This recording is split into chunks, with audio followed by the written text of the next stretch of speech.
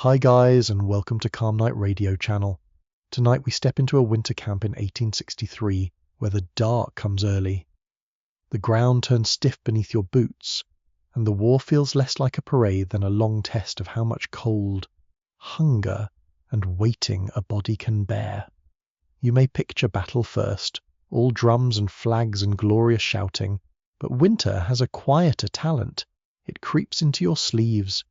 It sleeps inside your blanket. It settles in your bones with the patience of something that knows it will win eventually. So, before you settle into the story, take a moment to like the video and subscribe. And while you are here, comment below with your location and local time, because somewhere in the world another night owl is listening too. Now, dim the lights, and you find yourself in the winter of the American Civil War, where the year 1863 is ending in smoke, frost, and the low murmur of thousands of men trying not to freeze. You arrive not with a heroic trumpet blare, but with a cough of mud underfoot. The road into camp is deeply cut by wagon wheels and hooves. It smells of wet earth, manure, wood smoke, and wool that has not dried properly in days. Your shoes sink, then pull free with a sticky sound. Every step feels as if the ground wants to keep a piece of you. The camp stretches outward in long, rough lines. Pale tents standing under a grey sky. Some lean at angles, tired already. Some are patched with odd bits of cloth. Others look almost neat, especially near officers' quarters, where order survives a little longer. You hear axes ringing in the woods, men shouting for mules, tin cups clanking, and somewhere close by a laugh that sounds too sharp to be cheerful. Even laughter gets thinner in cold weather. This is winter soldiering, and it is not glamorous. It is layers of labour wrapped around moments of fear. It is smoke in your eyes and stiffness in your fingers. It is learning that an army in the cold is not simply fighting an enemy.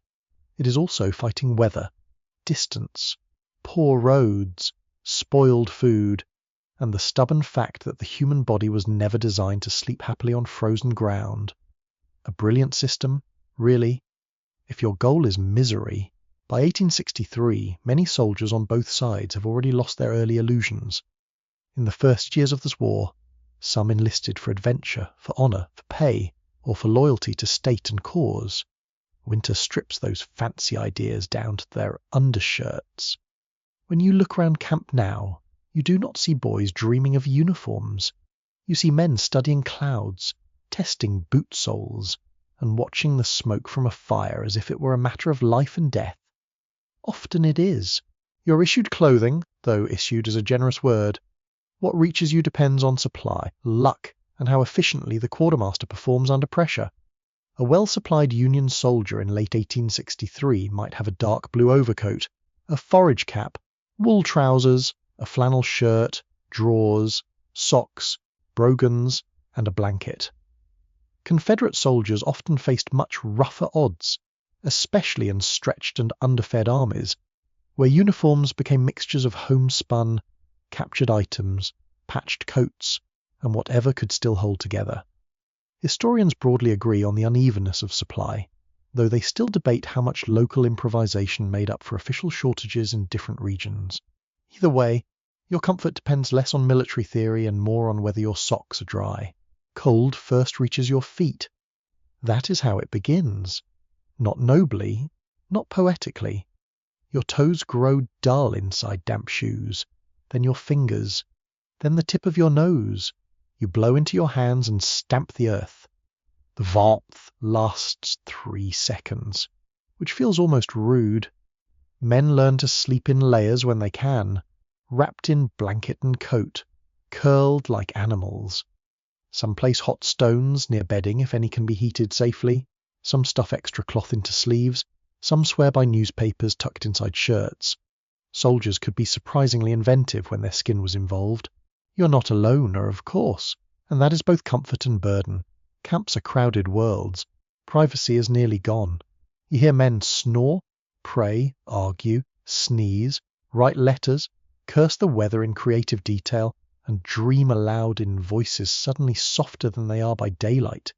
At night the rows of shelters glow at the edges where firelight leaks through canvas seams. The smoke hangs low when the air is still. It catches in your throat and leaves a bitter taste. Yet that same smoke means heat, and heat means everything. Many soldiers, especially in more settled winter quarters, work hard to improve their living space. A tent alone is a poor shield against deep cold, so men build up little worlds around it. They dig drainage trenches. They bank earth against the lower sides. They cut pine boughs for flooring. They hammer together wooden bunks or fashion-crude chimneys from sticks and clay. In some camps, entire hut villages rise from the mud. Log walls chinked with mud, roofs made from canvas, boards, or whatever can be found. From a distance it can look almost domestic, almost peaceful, until you notice the stacked rifles and the weary faces bent over the fires. The sounds of a winter camp stay with you. Before dawn, a distant bugle lifts through the cold air, brittle and clear. Nearby, someone coughs hard enough to worry the men around him. An iron pot lid rattles. A mule brays in offended tones, as if personally insulted by the Republic. Wood splits under the swing of an axe. Then comes the constant lower music of camp life. Boots scuffing, murmured talk, the crackle of fires, the scraping of tin on tin. Nothing is grand. Everything is immediate. You begin to understand that the day is ruled by small necessities. Firewood must be gathered. Water must be fetched, sometimes from sources edged with ice. Food must be cooked, if there is enough to cook.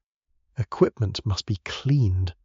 Weapons must be kept functioning despite dampness. A musket does not care that your hands are numb. Powder does not care that your blanket is stiff with frost. Discipline remains, because armies collapse without it. But winter bends every task into something harder than it ought to be. There is also the matter of appearance, which soldiers pretend not to care about until they absolutely do.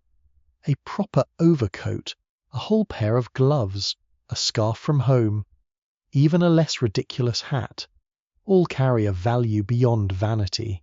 Clothing affects morale. It can remind you that you're still a person, not merely a shivering attachment to a rifle. Some soldiers decorate huts with scraps of print, bits of ribbon, carved shelves, or makeshift stools. One quirky detail from Civil War winter camps is how often men name their huts, as if they were rough frontier mansions or hotels. A freezing log box with smoke escaping through gaps might receive a grand title such as Bell Cottage or the Elephant House, because irony keeps a person alive almost as surely as coffee. And coffee does matter, at least for many Union soldiers. Strong, black, hot, and sometimes almost sacred. It cuts through morning cold like a sermon for the half-dead. Confederate troops, when coffee was scarce, often turned to substitutes made from roasted corn, peanuts, sweet potatoes, or other local materials. Some of these were tolerated, some were endured with expressions of moral injury. You lift a tin cup in both hands, feeling the heat seep slowly into your palms. The smell is roasted, sharp, comforting. For a moment, the camp feels more human, but comfort is never stable here. A wind shifts, a cloud opens, rain begins, then the true misery announces itself. Cold rain is worse than snow in the opinion of many soldiers, because it soaks clothing, fills trenches, turns roads to glue, and makes every blanket heavier. A snowy camp can look beautiful at dawn, pale and hushed, tent tops frosted, tree limbs silvered, footprints marking the world in neat dark paths. Then noon comes, the snow softens, the earth beneath becomes sludge, and beauty retires without apology. You watch men deal with all this in different ways. Some become practical philosophers, calm and steady, focused on one task at a time. Some joke constantly, as though humour were a blanket with better stitching. Some brood, some sing. Music drifts through camp more often than you might expect. Not polished performances, usually. Just a few men close to a fire, voices rough from smoke and weather, carrying old tunes over the frozen ground. The songs are about home, girls, rivers, marching, God, and the strange fact that humans will sing in almost any circumstance, even while eating something untrustworthy from a dented pot. There are moments when the war itself feels distant, almost abstract. You can stand in the blue dusk, smell pine smoke and damp wool, hear the low murmur of 1,000 conversations, and think only of the cold pressing gently against your cheeks. Then a mounted messenger rides in, or artillery rumbles far off like a storm beyond the hills, or a rumour spreads through the lines, and suddenly every face changes.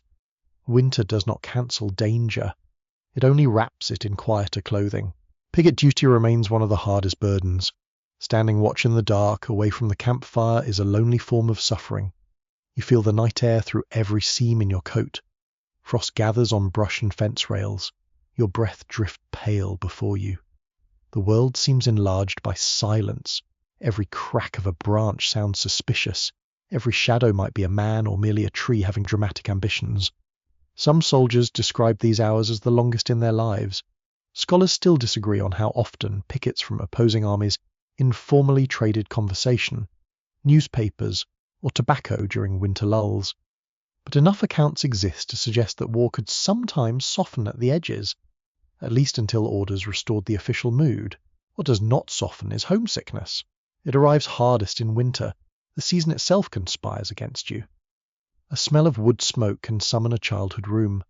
A certain kind of cold can call back a kitchen, a mother, a wife, a sister, a doorway with light in it. Men who can withstand cannon fire may suddenly grow quiet while staring into a fire, because the fire reminds them of something ordinary they no longer have. You feel that ache not as a dramatic wound, but as a low, constant pull, like a hand tugging inside your chest. And yet soldiers adapt. That is one of the truest things about military life in 1863. Human beings settle into almost anything. After enough days, you know where the least muddy path runs between tents. You know which sergeant is cruel before breakfast and which one turns almost gentle around supper. You know how to angle yourself closest to the fire without becoming everyone's enemy. You know the smell of wet leather, the scratch of coarse wool, the taste of smoke on bread, the sound of frozen ground under early steps. These details become your world. There is no romance in saying so. This is not a noble frost painted on a holiday card. It is stubborn endurance. It is waking before dawn because your shoulder is numb from the ground. It is finding ice in the edge of a bucket. It is brushing off your coat and putting it on again while it is still cold from yesterday.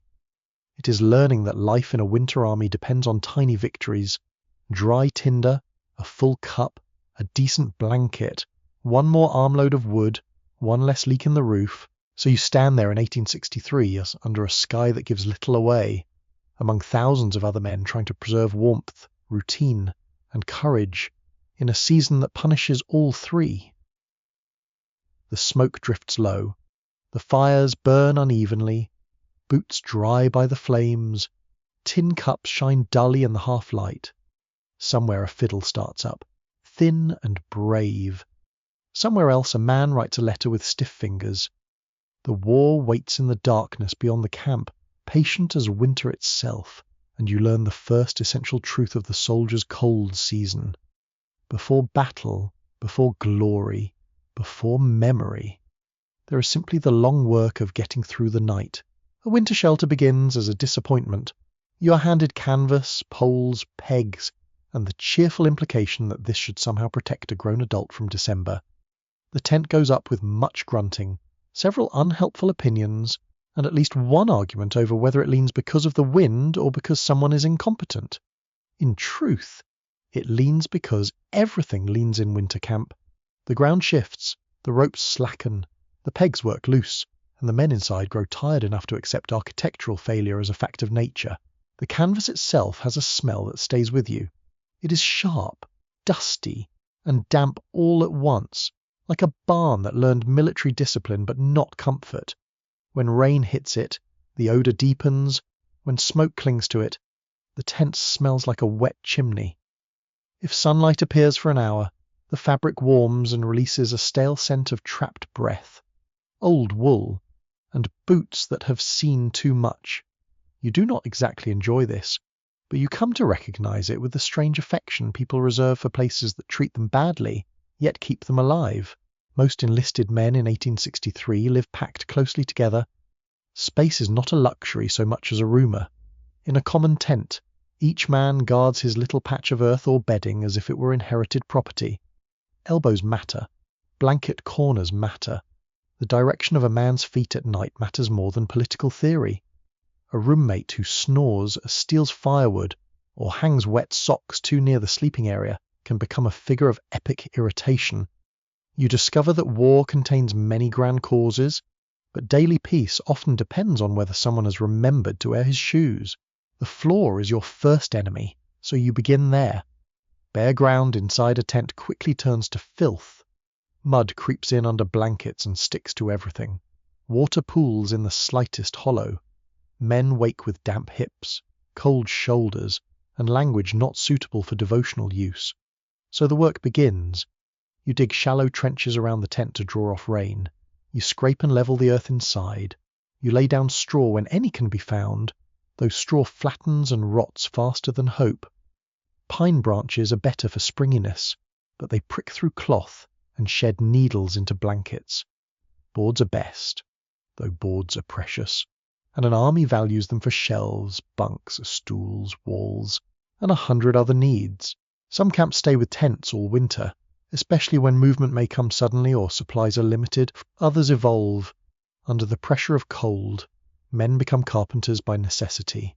They cut logs, split rails, carry stones, and borrow every useful scrap they can legally or semi-legally obtain. Huts rise in rows, simple and boxy, built low to hold heat. Their walls are rough timber plastered with mud between the gaps. Their roofs might be canvas stretched over poles, or boards weighted with earth, or a patchwork arrangement that suggests a deep national disagreement about geometry. Inside one of these huts, the difference is immediate. The air is still cold, of course, but it no longer feels as though the whole sky is pressing down on your blankets. A roof of solid material changes the mood of a man. The walls mute the wind. The corners collect shadows instead of drafts. Smoke may still wander where it pleases, but the place has edges, and edges feel almost civilized. The rough bunk against the wall, made from poles and slats, lifts you above the freezing ground. The blanket spread over it scratches your fingers. The wood smells green where it was newly cut. You run your hand along the log wall and feel the ridges beneath dried clay. It is ugly, improvised, and dear to you. Fire is the heart of the whole arrangement. Without it, shelter is merely a slower form of suffering. Men spend huge portions of winter life gathering fuel, guarding fuel, arguing about fuel, and judging one another's competence with fuel. Wood must be chopped, stacked, kept dry, and fed steadily to the flames. Wet wood hisses and sulks. Green wood smokes heavily and burns with miserable reluctance. Good seasoned wood catches brightly and fills a hut with the sweet smell of oak or hickory. That smell can calm a room faster than any speech from an officer. In tents, open fires are dangerous, though men rely on outdoor flames or makeshift heating arrangements that always seem one step away from tragedy. In huts, little fireplaces and chimneys appear, though the term chimney deserves mercy. Some are built from sticks plastered with mud. Some use stone when stone can be found. Some are miracles of patience. Others look like a child was told to build a castle after being hit on the head. Yet many work well enough. Smoke rises, sparks crackle, and a circle of warmth forms around the blaze. You crouch near the fire and hold out your hands. The skin tightens pleasantly as feeling returns. Damp cuffs begin to steam. The orange light throws moving patterns across the walls. Tin cups shine. Faces soften. A man can look half frozen and wholly content for 5 minutes if the fire is good enough. Then someone shifts a log poorly. Smoke pours back into the room, and everyone starts coughing as if the Confederacy or the Union has invented a new gas weapon 2 generations early. Cooking belongs to this same little world of flame. The food may be simple, but preparing it still gives shape to the day. A blackened coffee pot sits close to the coals. A skillet hovers above a bed of embers. Salt pork spits and curls in the pan. Hard bread softens in broth if there is broth to spare. The smell of grease, smoke, and boiling coffee settles into your clothes. It is not delicate cuisine. No one is composing poetry to the subtle finish of army bacon. Yet warm food, even coarse food, turns a bleak morning into something manageable. The domestic habits that grow up around winter quarters can be surprisingly elaborate. Men craft shelves from packing crates. They whittle pegs for hanging haversacks and belts. They fashion tables from barrel staves and old boards. A lucky hut may even boast a door that closes properly, a luxury so impressive it can make neighbouring soldiers stare with genuine envy. One quirky detail from camp life is how often these rough shelters were decorated with astonishing seriousness. Pictures cut from magazines, bits of wallpaper, coloured labels, playing cards, and scraps of newspaper appeared on walls darkened by soot. Someone might carve his initials into a beam as if expecting future generations to admire the craftsmanship, rather than wonder why anyone thought this was a good use of military time. You do these things because a shelter is not only protection from weather, it is an argument against chaos. Every peg driven straight, every blanket shaken out, every shelf fixed firmly to the wall says that life is still arranged by human hands. In a war that swallows farms, towns, and families, the smallest order feels precious. A cup placed on a shelf instead of dropped on the floor can feel absurdly satisfying. You become proud of tiny systems. This corner is for wood, that peg is for your canteen, the dry spot is for socks, the least smoky side is for sleeping. Unless the chimney changes its mind, cleanliness becomes a battlefield of its own. Mud enters constantly. Ash drifts everywhere, melted snow and rainwater soak hems and boots. Men track in dirt, spill coffee, brush off crumbs, and then wonder why the hut smells like a tavern attached to a stable.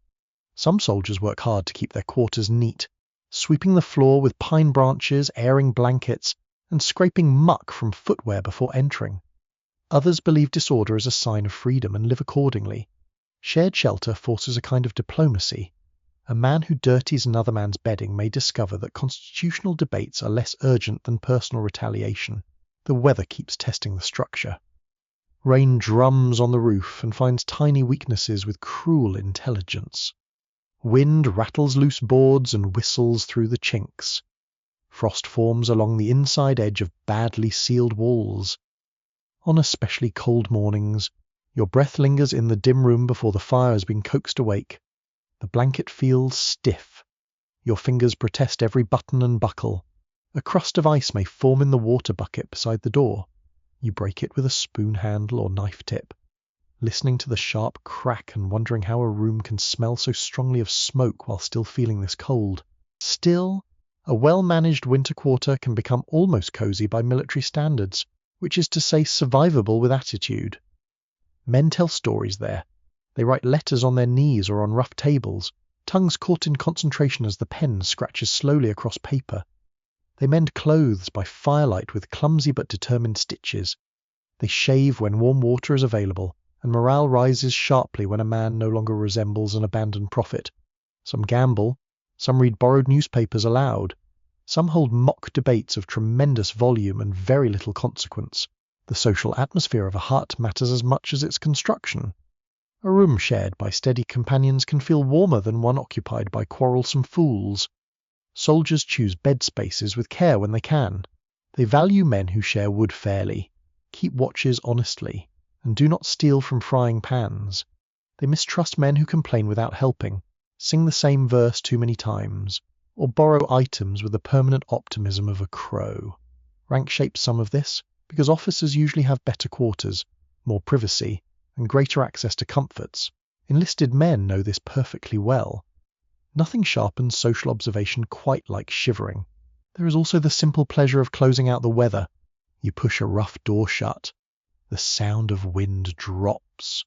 Firelight flickers over the walls. Steam rises from drying socks. The room is dim, cramped, and imperfect. Yet the cold no longer has full command of your body. Touch becomes friendly again. The wood bench under you is hard, but no longer icy. The tin cup warms your palms. The smell of coffee curls upward with the smoke. Outside, boots pass in the dark. Wheels creak somewhere on a frozen road. and a horse snorts near the picket line. Inside, voices lower. Someone laughs softly. Someone stretches aching legs toward the hearth. Historians still argue about the exact comfort of winter quarters in different armies and regions, because memoirs vary wildly. One man recalls sturdy huts, busy fires, and a spirit of rough contentment. Another remembers smoke, vermin, leaks, and cold that never truly left his bones. Both accounts can be true. Conditions depended on command, supply, terrain, weather, labour, and luck. War was not equal in its discomfort, even when everyone claimed to be miserable. Yet one truth remains steady. Shelter in a Civil War winter was not something passively received. It was built, patched, defended, improved, cursed, and rebuilt. It came from aching backs, blistered hands, stolen minutes of rest, and 100 practical decisions made by men who wanted one good dry corner in a broken world. You learn to value clay that seals a crack, a log that fits tightly, a roof that sheds rain, a bunk that holds firm, and a fire that catches on the first try. Luxury has no place in the calculation. Relief is enough. Warmth is enough. 4 walls and a little flame can seem like a kingdom. Morning hunger does not arrive politely. It wakes beside you, thin and persistent, then follows you out into the cold air like an unpaid creditor, before the fire is fully alive, before the sky has made up its mind to brighten.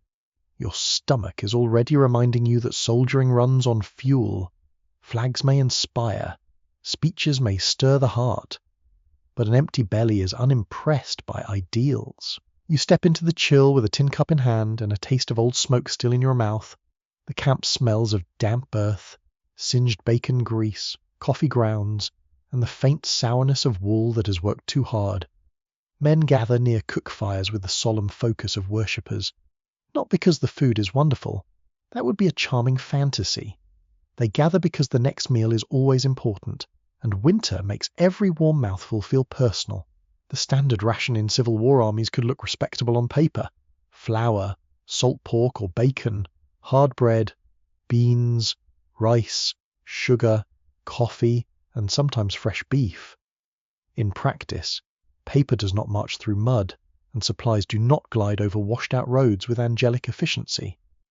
By 1863, armies on both sides had developed systems for feeding vast numbers of men.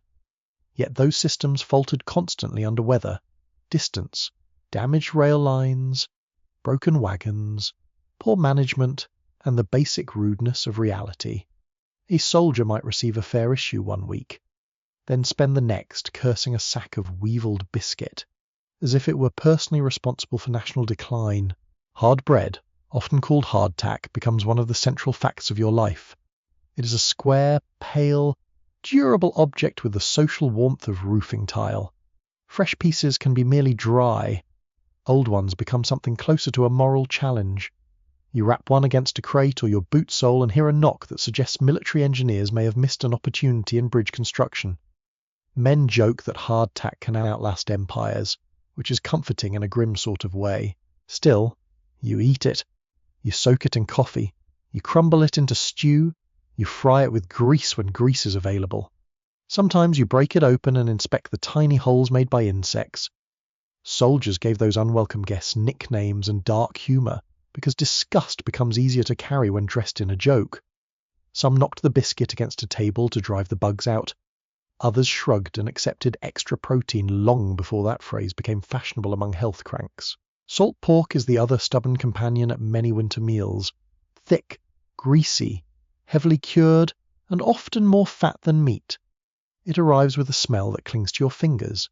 When fried, it spits fiercely in the pan and leaves behind enough grease to flavour nearly anything else unlucky enough to share the fire.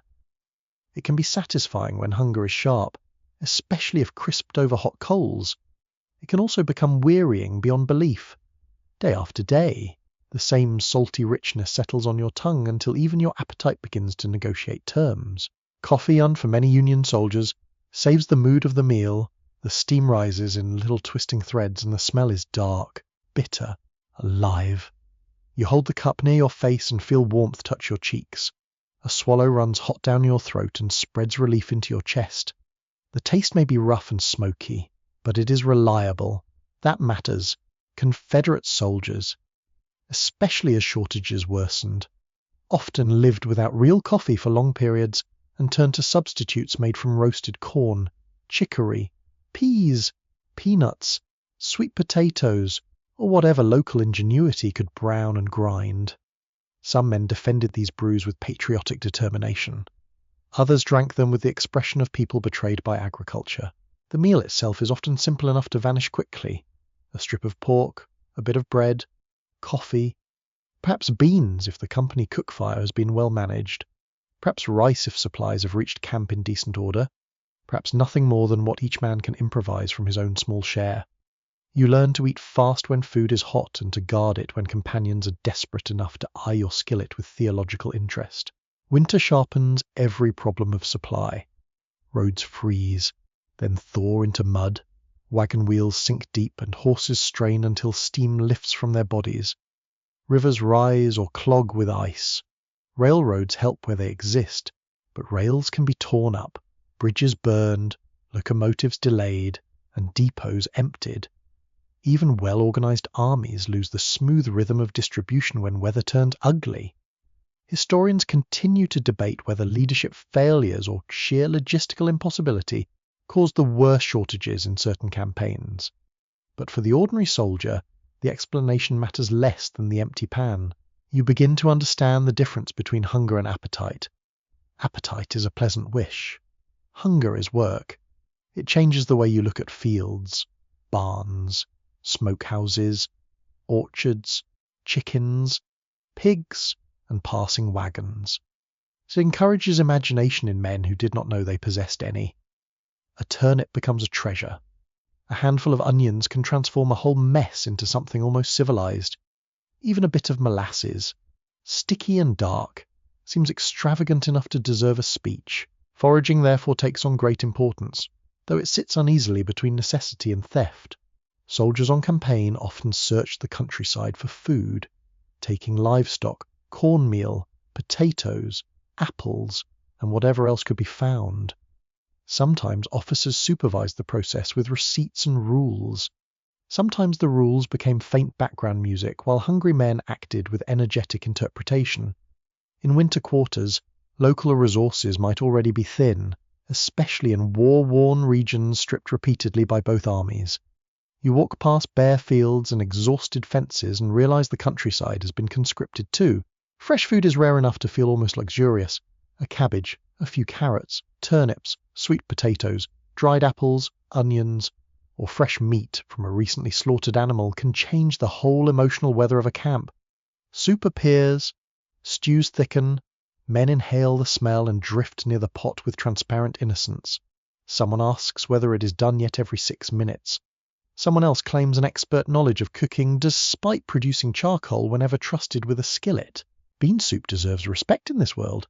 When beans are available and there is time to soak and boil them properly, the result can be filling, warm, and almost comforting.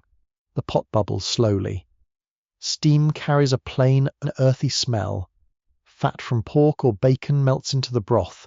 Hard bread softens when dipped.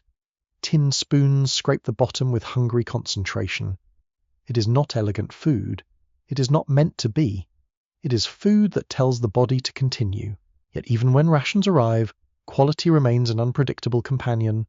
Flour may be musty, meat may be rancid, sugar may be damp and clotted. Rice can contain grit. Water drawn from poor sources can foul an entire meal. Army bread baked in bulk may come out half done or hard as a roof shingle. Men complain with both sincerity and artistry. A civil war camp could produce enough culinary insults to stock a small theatre. One odd feature of winter eating is how much time men spend talking about food that is not present.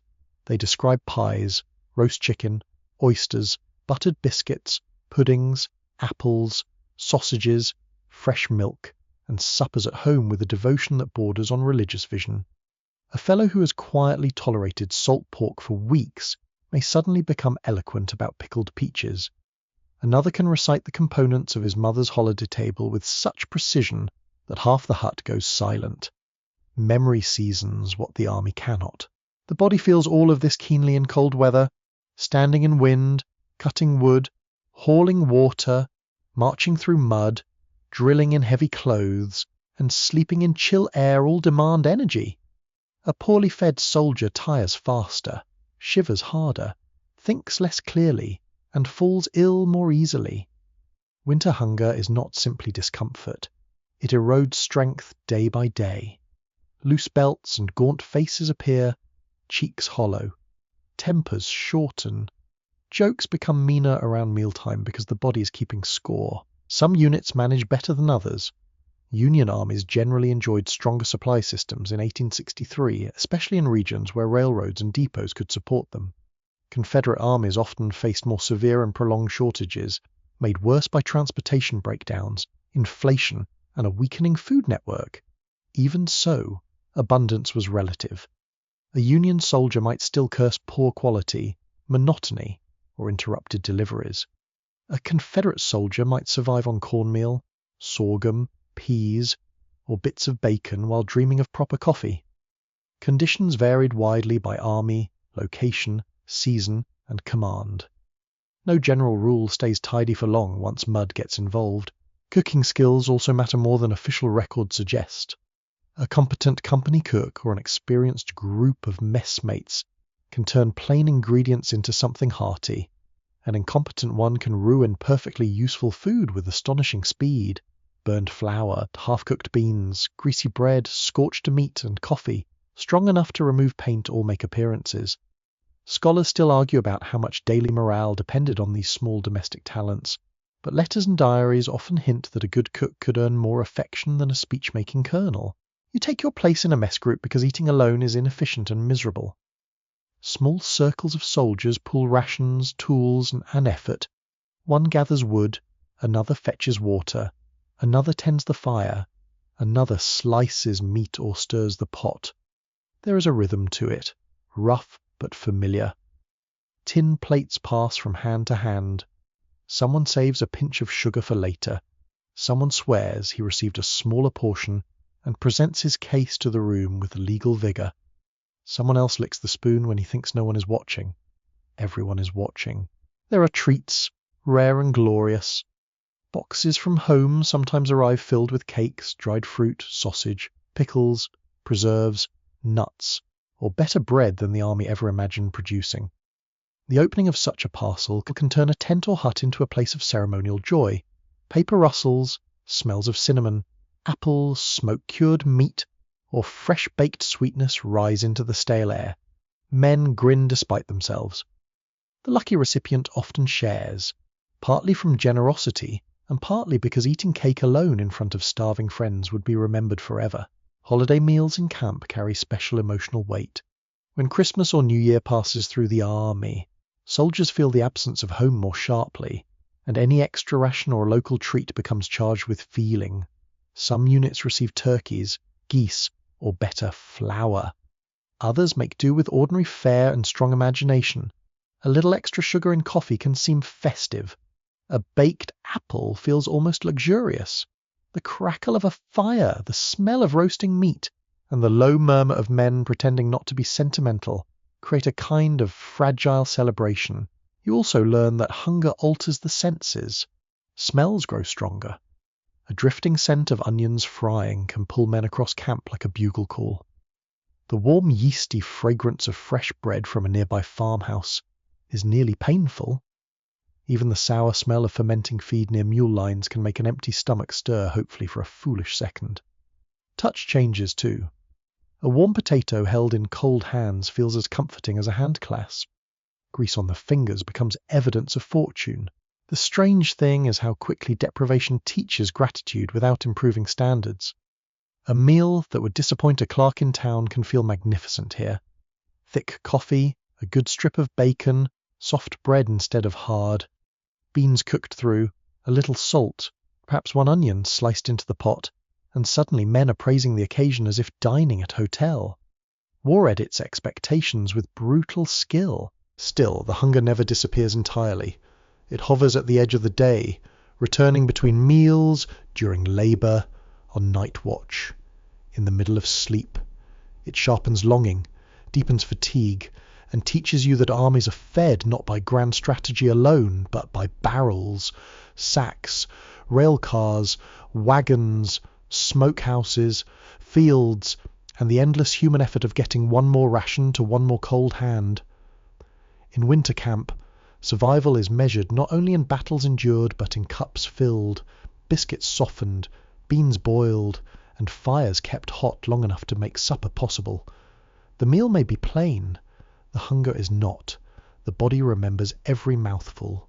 The cold teaches through your skin first. It slips past cloth, finds every gap, and settles where your body is least prepared.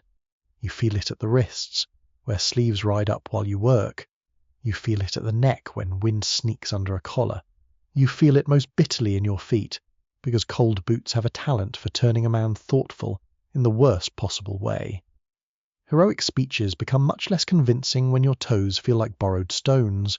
Winter clothing in 1863 is a matter of hope, supply, and improvisation. A regulation issue may sound solid when listed on paper. Coat, trousers, shirt, drawers, socks, shoes, blanket, very orderly, very official. Then the rain comes, or the snow melts, or a March tears open a seam, and you discover that fabric is only a temporary treaty with the weather. The treaty is usually broken by noon. A Union soldier often has better odds of receiving standard winter items, especially a heavy overcoat of dark blue wool. That coat can feel like a blessing when first pulled around your shoulders. It has weight, smell, and presence. The wool scratches your neck a little. The damp hem slaps against your legs while you walk. The collar, turned high, traps a pocket of breath-warmed air near your face. You grow fond of it despite its faults, the way one grows fond of a mule that is stubborn but mostly useful. For many Confederate soldiers, winter clothing is far less predictable. Supplies vary wildly. Some wear state-issued jackets, some homespun coats from family, some captured Union garments dyed or altered, and some combinations so mixed that the army looks less uniform than determined. Brown, grey, butternut, faded blue, patched black, coarse homespun checks, bits of civilian cloth, scarves knitted at home, gloves with fingers missing. The effect is practical if not tidy. Nobody in camp is awarding medals for coordinated tailoring. The problem is not simply having clothing, the problem is keeping it dry. Dry wool warms, wet wool punishes. Once soaked, a coat grows heavy and sour-smelling, hanging from the shoulders with the moral enthusiasm of a wet carpet. Trousers cling to the legs. Stockings lose all charm. Sleeves drag against the skin. If the temperature falls quickly enough, the edges begin to stiffen, and then dressing feels less like clothing yourself than wrapping up in chilled disappointment. Boots are a daily drama. Army brogans, those rough leather shoes issued in large numbers, can be durable enough. But durability and comfort are not close friends. The leather starts stiff. It rubs heels raw. It lets in wet if not carefully greased. Mud cakes over the soles and dries in thick ridges. On frozen mornings, the shoes feel like two reluctant pieces of farm equipment waiting to be persuaded. You push your feet into them and wince as the cold leather closes around your skin. That first step can make a man question all his life choices right down to childhood. Good socks matter more than rank sometimes seems to. Wool socks, when dry, are worth guarding. Men darn them, trade for them, beg for them in letters, and bless the relatives who send extra pairs in parcels from home. A fresh pair pulled onto sore feet is one of those small military luxuries no parade crowd ever applauds. The wool is thick, slightly rough, and reassuring. You feel your toes separate again from the general category of misery, but socks vanish quickly into the endless cycle of use, dampness, drying, and repair. Men hang them up at the fire, drape them over lines, tuck them into shirts to warm them, and occasionally scorch them into uselessness through overconfidence. There is always someone who sets a sock too close to the coals, and then pretends the burning smell is a mystery. Camp life offers many opportunities to discover which of your companions should never be trusted with basic judgment. Gloves are another uncertain blessing. Some soldiers have proper wool or leather gloves. Others make do with mittens from home, fingerless coverings, rags wrapped around hands, or nothing at all. Hands exposed too long, lose dexterity fast. Buttons become enemies, buckles turn cruel, loading a weapon, chopping wood, scraping mud from a shoe, writing a letter, all become harder when fingers are stiff and numb. The skin cracks at the knuckles, nails darken with grime, palms dry and split. You rub your hands over a fire and the returning sensation stings sharply, a pain almost as memorable as the cold itself. Headgear matters too, though it is often treated with less respect than it deserves. A forage cap may suit the regulations, but regulations were not drafted by wind. Some men pull scarves over ears, some wrap cloth beneath caps, some acquire civilian hats with wider brims or thicker crowns. A few manage earmuffs or knitted hoods from home, inviting jokes from tougher comrades who would happily steal the same garment in secret if given the chance. Heat escapes quickly from an uncovered head, and winter wastes no time in proving the point. Blankets become nearly sacred. Army blankets are coarse, heavy, and often scratchy enough to seem woven from determined sheep with unresolved anger. Yet under cold skies they are treasures. A single blanket may not be enough, so men double up when possible, borrow, toss, trade, layer coats over bedding, or share warmth in cramped arrangements that nobody describes romantically afterward. The touch of a blanket straight from the fire, even for a minute, can feel miraculous against chilled legs and shoulders. Sleeping is its own weather problem, however carefully you dress. The body loses heat through the long, still hours of darkness. A coat wrapped tightly across the chest leaves the knees exposed. Cover the knees and your shoulders complain. Pull the blanket high and your feet slip into cold air. Curl too tightly and your back aches by dawn. Stretch out and the warmth escapes. You wake repeatedly, not because of noise, though there is plenty, but because some part of you has gone cold enough to demand immediate political attention. Smell plays an unglamorous role in all this. Winter clothes absorb everything. Smoke from campfires settles into wool until the scent seems permanent. Wet leather gives off a heavy animal odor. Damp socks smell like a failed negotiation between sweat and weather. Grease from cooking spatters sleeves. Mud dries on trouser hems. The inside of a crowded shelter carries the blended perfume of boots, smoke, wet coats, and men who have not enjoyed a proper wash in quite some time. No perfumer has yet had the courage to market Army Winter No. 5. The body adapts in odd ways. You stop noticing certain discomforts because there are too many to track individually. The collar that scratches, the seam that rubs your hip, the damp cuff, the lace that never stays tied, the shirt stiff with salt from old sweat. You become practical. Can you move? Can you stand watch? Can you march? Can you keep enough warmth to function? Fashion falls very low on the list, although soldiers still retain enough vanity to mock one another's worst combinations of civilian and military clothing. One quirky detail from winter camp life is how much ingenuity went into padding and stuffing garments. Men lined coats with newspaper, hay, extra cloth, or scraps of blanket. Some stuffed paper into shoes for insulation. Others wrapped feet in bits of old flannel before pulling on socks. It was not elegant, but then frostbite is even less elegant. Necessity gives terrible style advice, and usually turns out to be right. Cold injuries were real, though the term frostbite was not always used with modern precision. Numb extremities, white or darkened skin, swollen toes, and painful, burning re-warming all haunted winter service. Soldiers on long marches or picket lines were especially vulnerable. Feet left wet too long could blister, split, or grow dangerously chilled.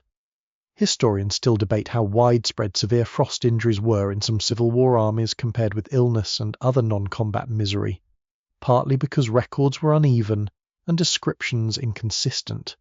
Yet first-hand accounts leave little doubt that the threat haunted men whenever temperatures dropped hard and shelter failed. Rain mixed with cold may be the worst combination of all. Snow at least announces itself honestly.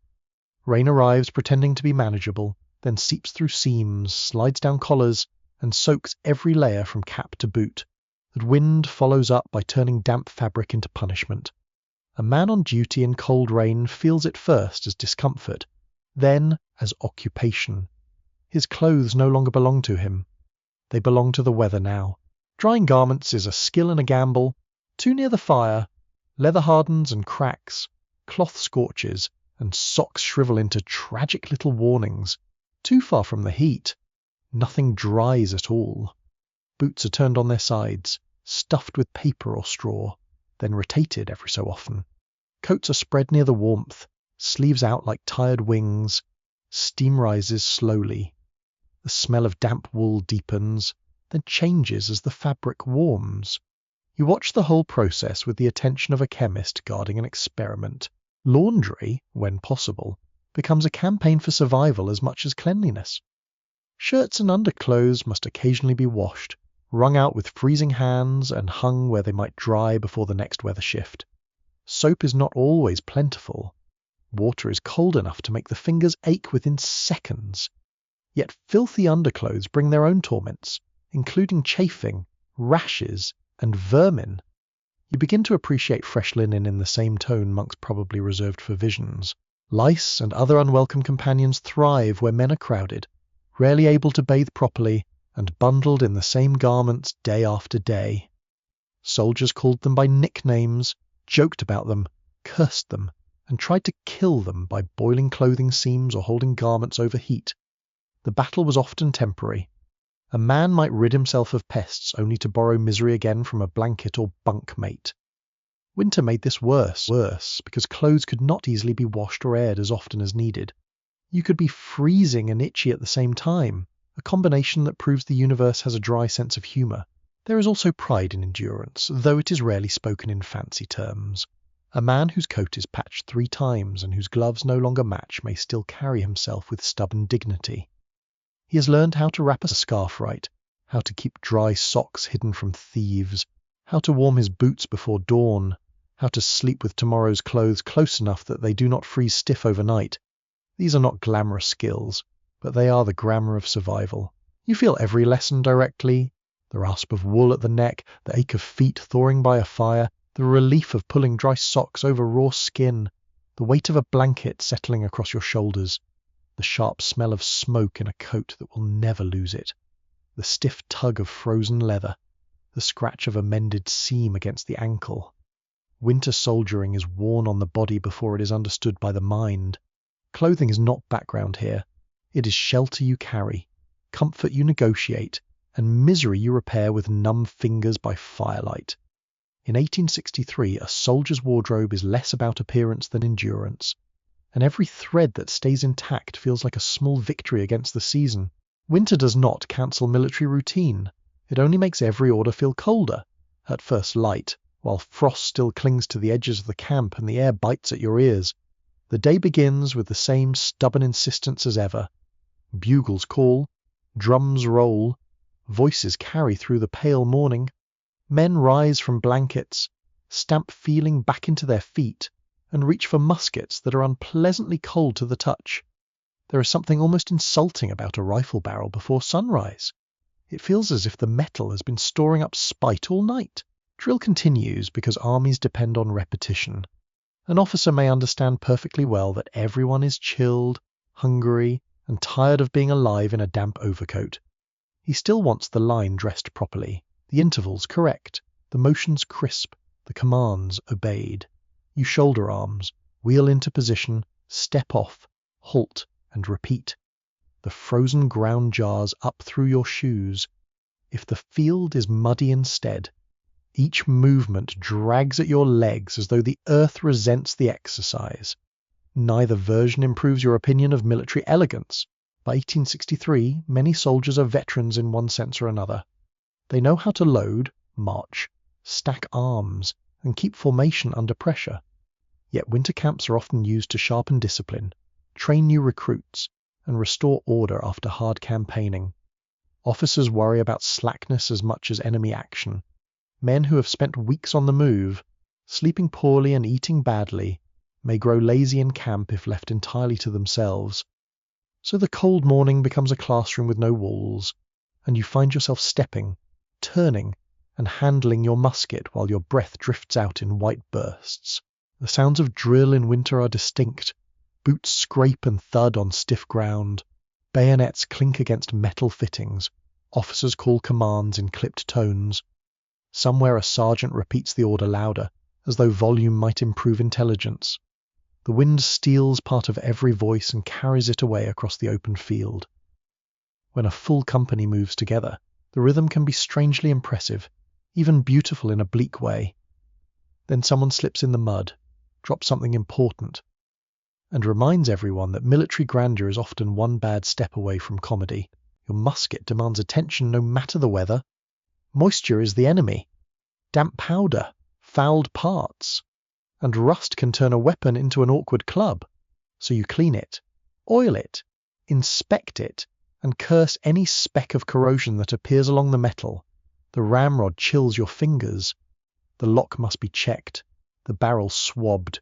Small tasks, repeated again and again, become a winter ritual. A careless soldier may pay dearly for neglect. Even in camp, the possibility of sudden movement or attack hangs over everything. The weapon must work. Your fingers are irrelevant to that fact. Marching drills can be especially punishing in cold weather because the body never quite settles. Standing still is miserable. Moving too hard makes you sweat, and sweat in winter can become a trap once the exertion ends. You feel the dampness gather under your shirt and along your back.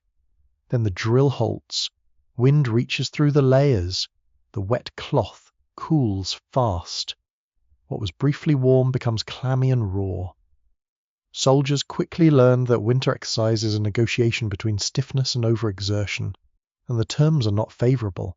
There is also fatigue duty, which sounds harmless until you realise it includes most of the tasks nobody can escape. Wood cutting, road repair, trench digging, hauling supplies, policing campgrounds, building fences, improving quarters, carrying water, and moving endless awkward objects from one place to another. A winter camp is never finished. It is always being repaired, cleaned, reinforced, enlarged, or reorganized. You lift logs with numb hands, you scrape mud from pathways, you clear drainage ditches clogged with slush and debris. You shoulder sacks that seem to gain weight halfway across camp. Roadwork deserves its own circle of military annoyance. Winter roads are either frozen hard, rutted and treacherous, or thawed into deep mud that can swallow wheels and dignity together. Armies need passable roads for wagons, artillery, ambulances, and supply trains. So soldiers are sent out to corduroy bad stretches with logs, fill holes, and drag brush into swamps. The smell of wet earth rises heavily when the ground thaws. Boots sink. Mud sucks at soles and spatters trousers. Men grunt, strain, and glare at wagon drivers as if they personally invented bad weather. Picket duty remains one of the hardest demands of winter routine. To be placed on the line, away from the relative comfort of fire and company, is to meet the season on its own terms. You stand in darkness or pale afternoon light, musket ready, listening to the small sounds of the landscape. Dry grass rattles, a branch cracks, wind moves through bare trees with a sound like distant surf. Your feet slowly lose warmth. Your fingers tighten around the stock. Hours lengthen strangely when you're cold and waiting. A single half hour can feel built from 6 separate evenings. The danger on picket is real, though not always dramatic. There may be enemy scouts, shots exchanged, nervous alarms, or long stretches of watchful quiet. There may also be boredom, that old military tyrant. Boredom in winter is not lazy comfort. It is an empty, alert, aching state in which every minute is examined closely because nothing else is happening. Men on opposite lines sometimes called out to one another or traded tobacco and newspapers during lulls, though such informal contact depended on local conditions and command tolerance.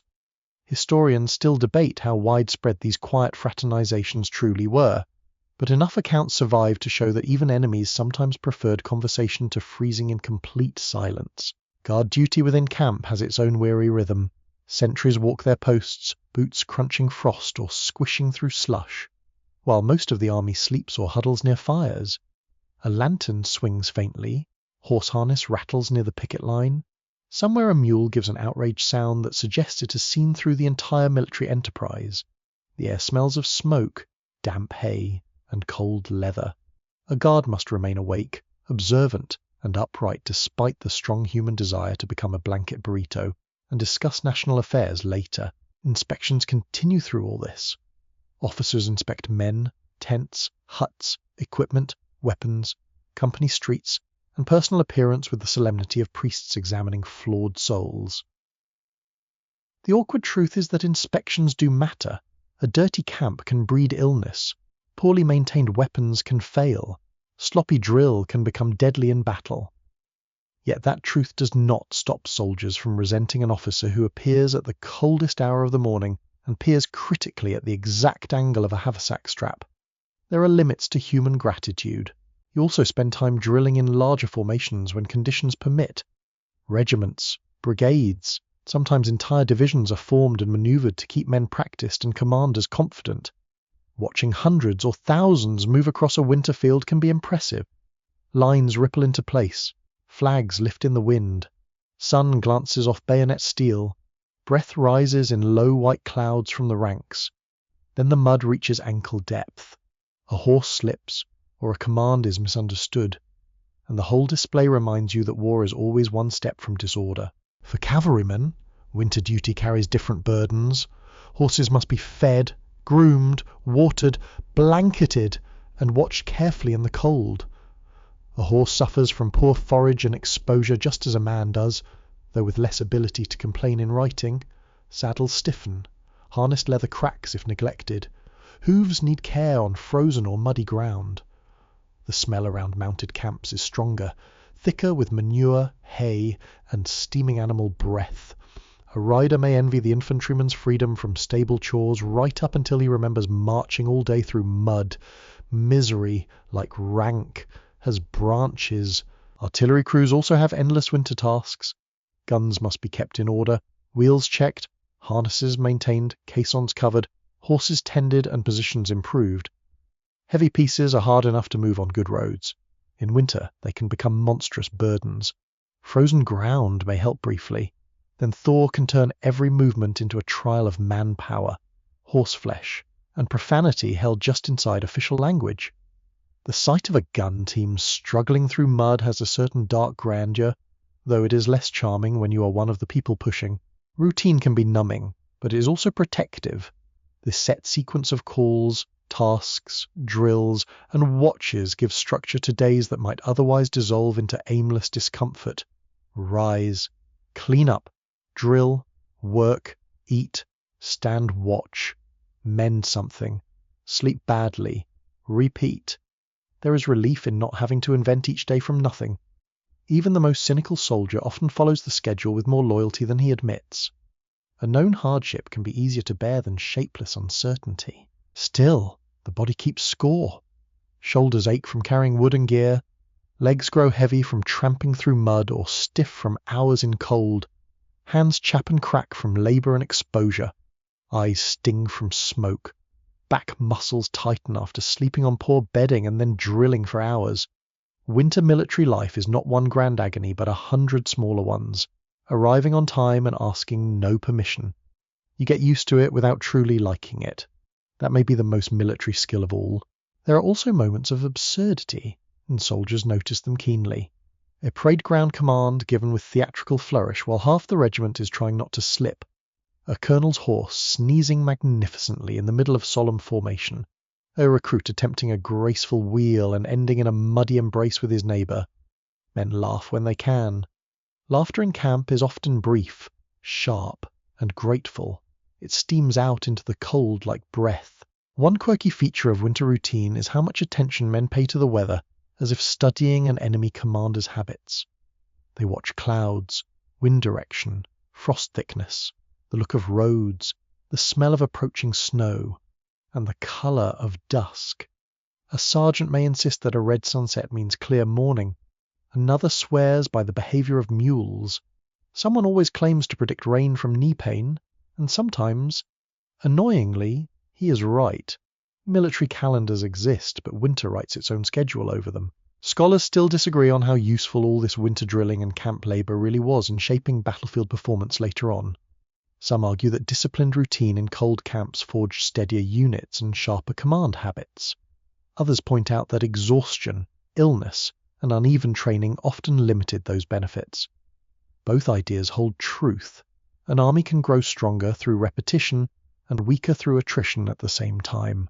War enjoys contradictions. You live inside those contradictions. The field is cold, but the drill matters. The duty is dull, but danger may come. The schedule is tiresome, but without it the camp would fray. You shoulder your musket, hear the next command, and step where you are told. Frost cracks underfoot. Smoke from breakfast fires still lingers faintly on the air. Far off, an axe rings in the woods. Nearby, someone mutters a complaint that deserves to be preserved for its craftsmanship. The line moves again. Winter has not paused the army. It has simply wrapped labour, discipline, and waiting in a harder season.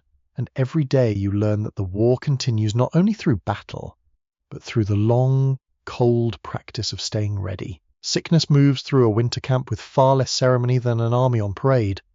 It does not arrive under flags. It does not announce itself with drums. It begins with one man coughing into his blanket, another rubbing feverish eyes beside the fire, and a third insisting he is perfectly fine while looking like a candle, left too near the hearth. Before long, the sound spreads. A rough cough here, a wet one there, sneezing from one hut, hoarse voices from another. In cold weather, illness becomes part of the camp's background music. The air itself seems to help it along. Shelters are crowded, smoky, damp, and poorly ventilated because warmth matters more than freshness.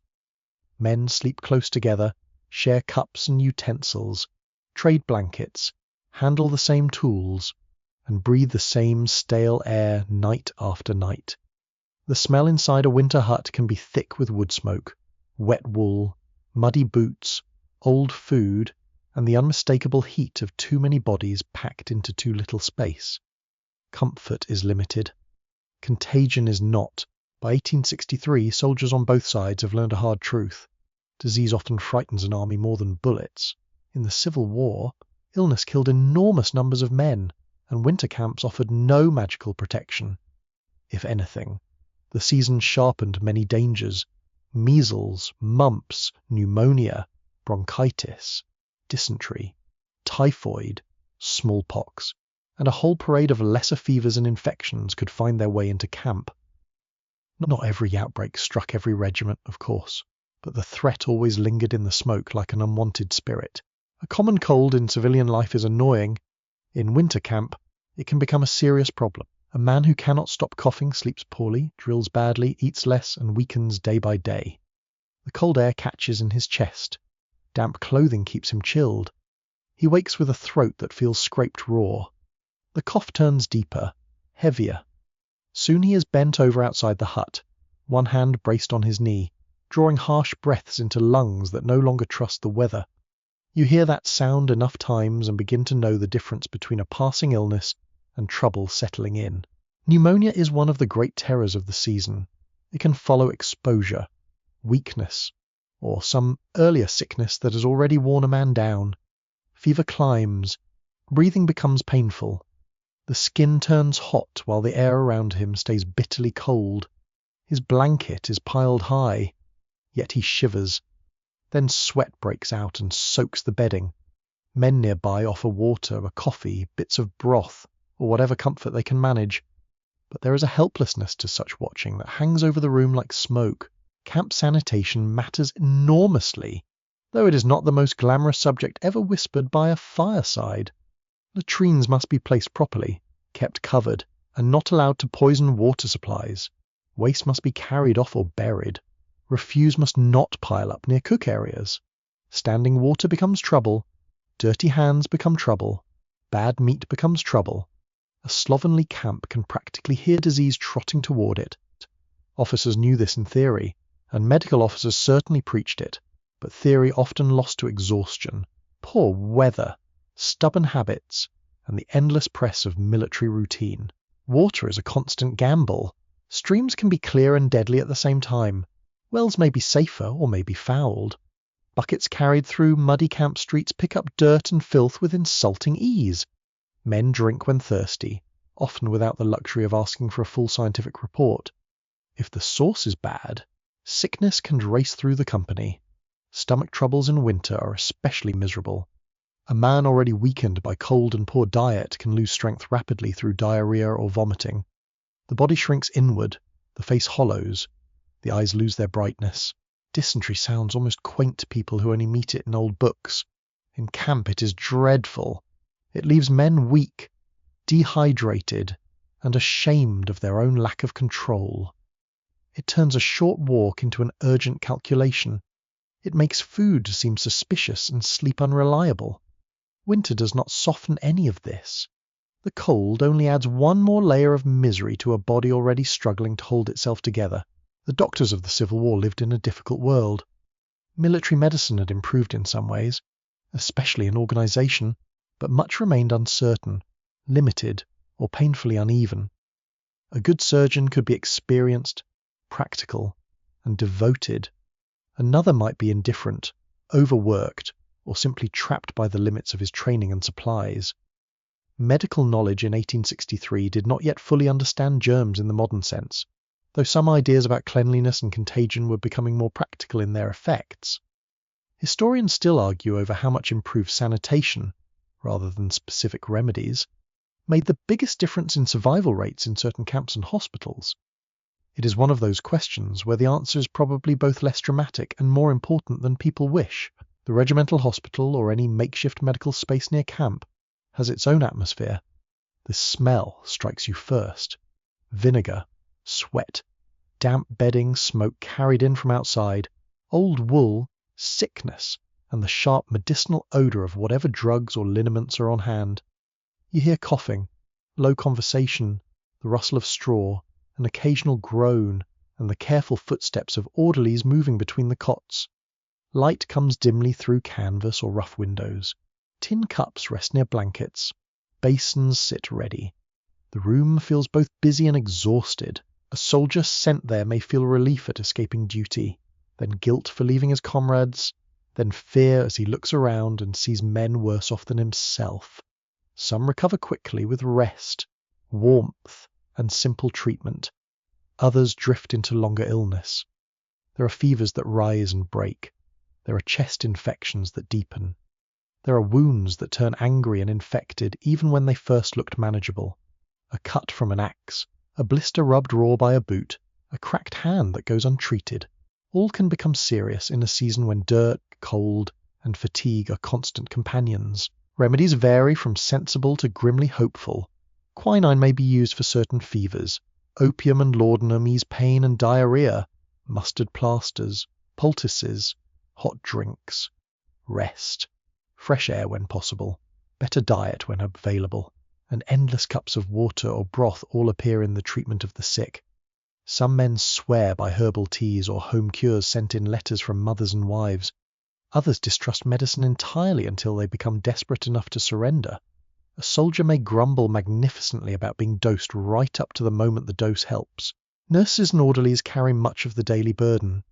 In military hospitals, these might be male attendants, detailed soldiers, hired workers, religious women in some settings, or members of organized relief efforts. Their tasks are not glamorous. They fetch water, empty basins, change bedding, carry food, hold men steady, clean tools, and try to preserve some scrap of order among weakness and mess. Their hands are always busy, their boots are always moving. The work is repetitive, intimate, and often underappreciated until someone you care about falls ill. One strange feature of camp sickness is how much rumour grows around it. A cough in one company becomes smallpox by sunset in another. A death from fever becomes poisoning in the retelling.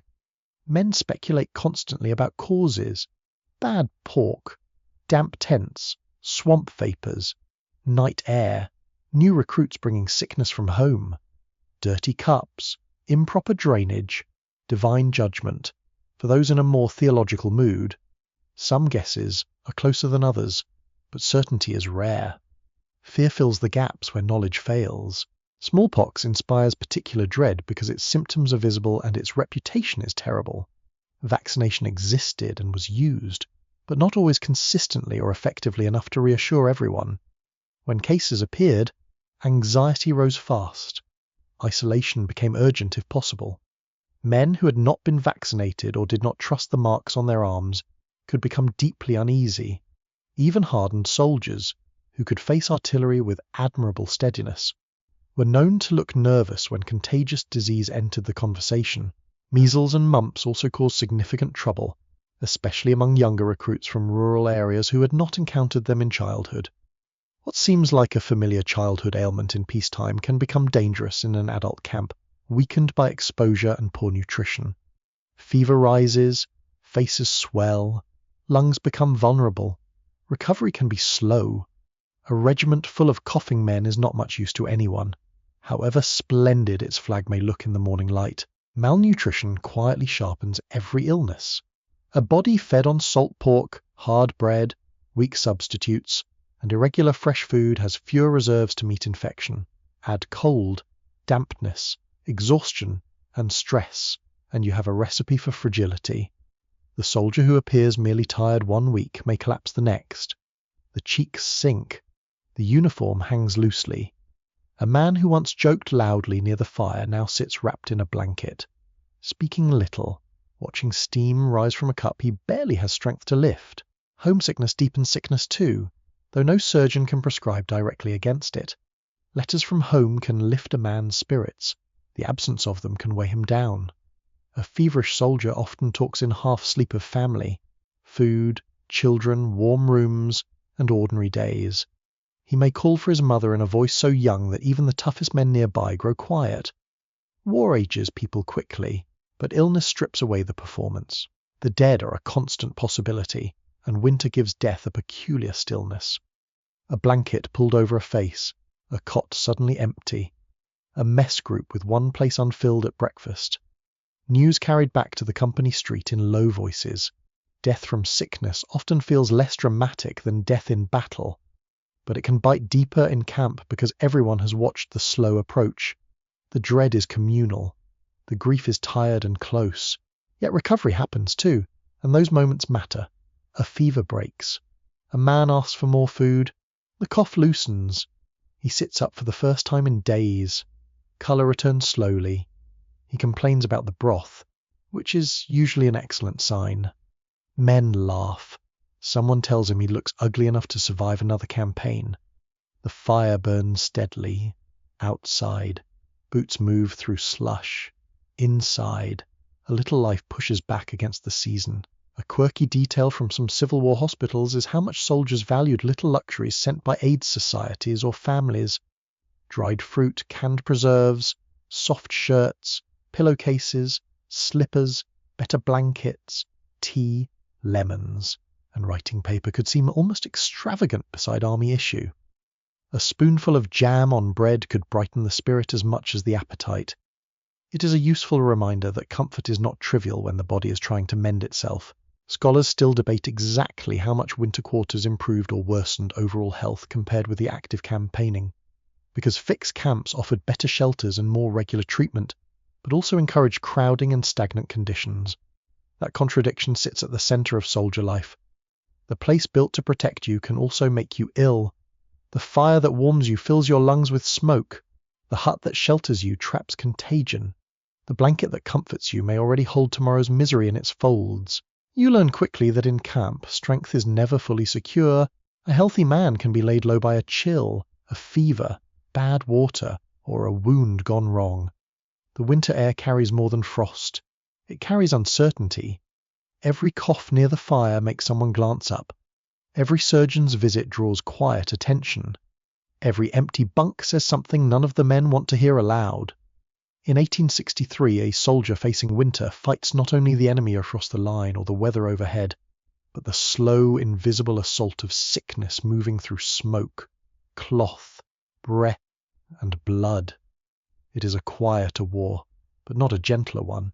Mail call changes the air before it even begins. A man spots the clerk or orderly with a bundle of letters, and suddenly the camp stirs with a different kind of energy. Faces lift. conversations pause. Men drift closer while pretending not to care too much. Boots scrape through frozen dirt. Tin cups are set aside. Someone jokes loudly to cover the fact that he is watching with painful attention in a winter camp where so much of life is mud, smoke, cold, and repetition. The arrival of paper from home feels almost magical. You wait with the others, trying to look calm. Names are read aloud one by one. Each name draws a little reaction. A grin, a raised hand, a quick step forward, a muttered complaint from the man not called. A letter is a small object, just folded paper, perhaps smudged from travel, perhaps thin enough to hold only a page or two. Yet when it lands in your hand, it carries warmth more effectively than a blanket. The paper feels dry and fragile beneath your fingers. The handwriting curls across the front with a familiarity that reaches deeper than reason. You do not always open it at once. Some men do, tearing the seal immediately and reading right there in the open, half laughing, half swallowing hard. Others step away first, finding a quiet edge of the hut, a tree stump, a place by the fire where they can have a moment that still belongs to them. Privacy is rare in camp. Feeling is not. You break the fold and the smell of a home is not really there. Of course. Yet you almost imagine it. Clean paper, maybe a trace of lamp smoke, perhaps the faintest scent of perfume or pantry or drawer. Mostly it is only imagination. But imagination is doing a great deal of heavy lifting in a soldier's life. The words themselves matter beyond measure. They tell you who is well, who is married, who is planted, who has recovered from illness, who asks after you, who misses you, who wants you to keep your courage, who reminds you to wear dry socks as if you had never thought of that. News from home is often ordinary, and that is part of its power. A cow calved, the roof leaked, the neighbour boy enlisted, apples were poor this year, the creek froze early. Ordinary life continues somewhere beyond the camp, and reading of it steadies the mind. The war has not swallowed the whole world after all. Some letters are cheerful on purpose. Families know, or at least suspect, how much their words matter. A wife may describe the children in affectionate detail. A mother may report church news and local weather. A sister may add village gossip with comic precision. A father may say less. But every line carries feeling like a weight sewn into the cloth. There are letters full of practical advice, patriotic conviction, religious reassurance, flirtation, teasing, recipes, neighbourhood disputes, and requests for money nobody really has. Every household sends its own voice. When the letter is sad, the cold seems to deepen around you. Bad news travels on paper too. A death at home, a failed crop, a sick child, a lost farm animal, a marriage postponed, a brother missing in another army. These lines can strike harder than a hard march. You stand by the fire while the hut murmurs around you, and the room no longer feels crowded. It feels distant. The page trembles slightly in your hand. A man may fold such a letter carefully and say nothing for an hour. His comrades usually understand enough to leave him to it. Writing back is its own ceremony. Paper is precious. Ink can freeze or thicken in the cold. Fingers stiffen quickly, making the pen scratch and blot. You sit with hunched shoulders, close to light if any is available, using a knee, a crate, or a rough board as your desk. The room smells of smoke and damp wool. The tip of the pen catches sometimes on cheap paper. Your hand cramps. Still you write. You write because words sent outward help hold you together. You write because someone at home is waiting for proof that you're still in the world. Many soldiers try to protect their families from the worst details. They mention the cold, but not always the depth of it. They mention hard fare, but perhaps not the rancid days. They describe camp life with humour, bravery, or understatement, because there is mercy in not sending every misery into the kitchen back home. Others are frank, even vivid, because honesty is a form of closeness too. Historians still argue about how far soldiers censored themselves in letters, partly from love and partly from military caution, but it is clear that many balance truth with tenderness. A letter is never just information, it is a performance of reassurance. When no letter comes, the disappointment settles quietly and stays.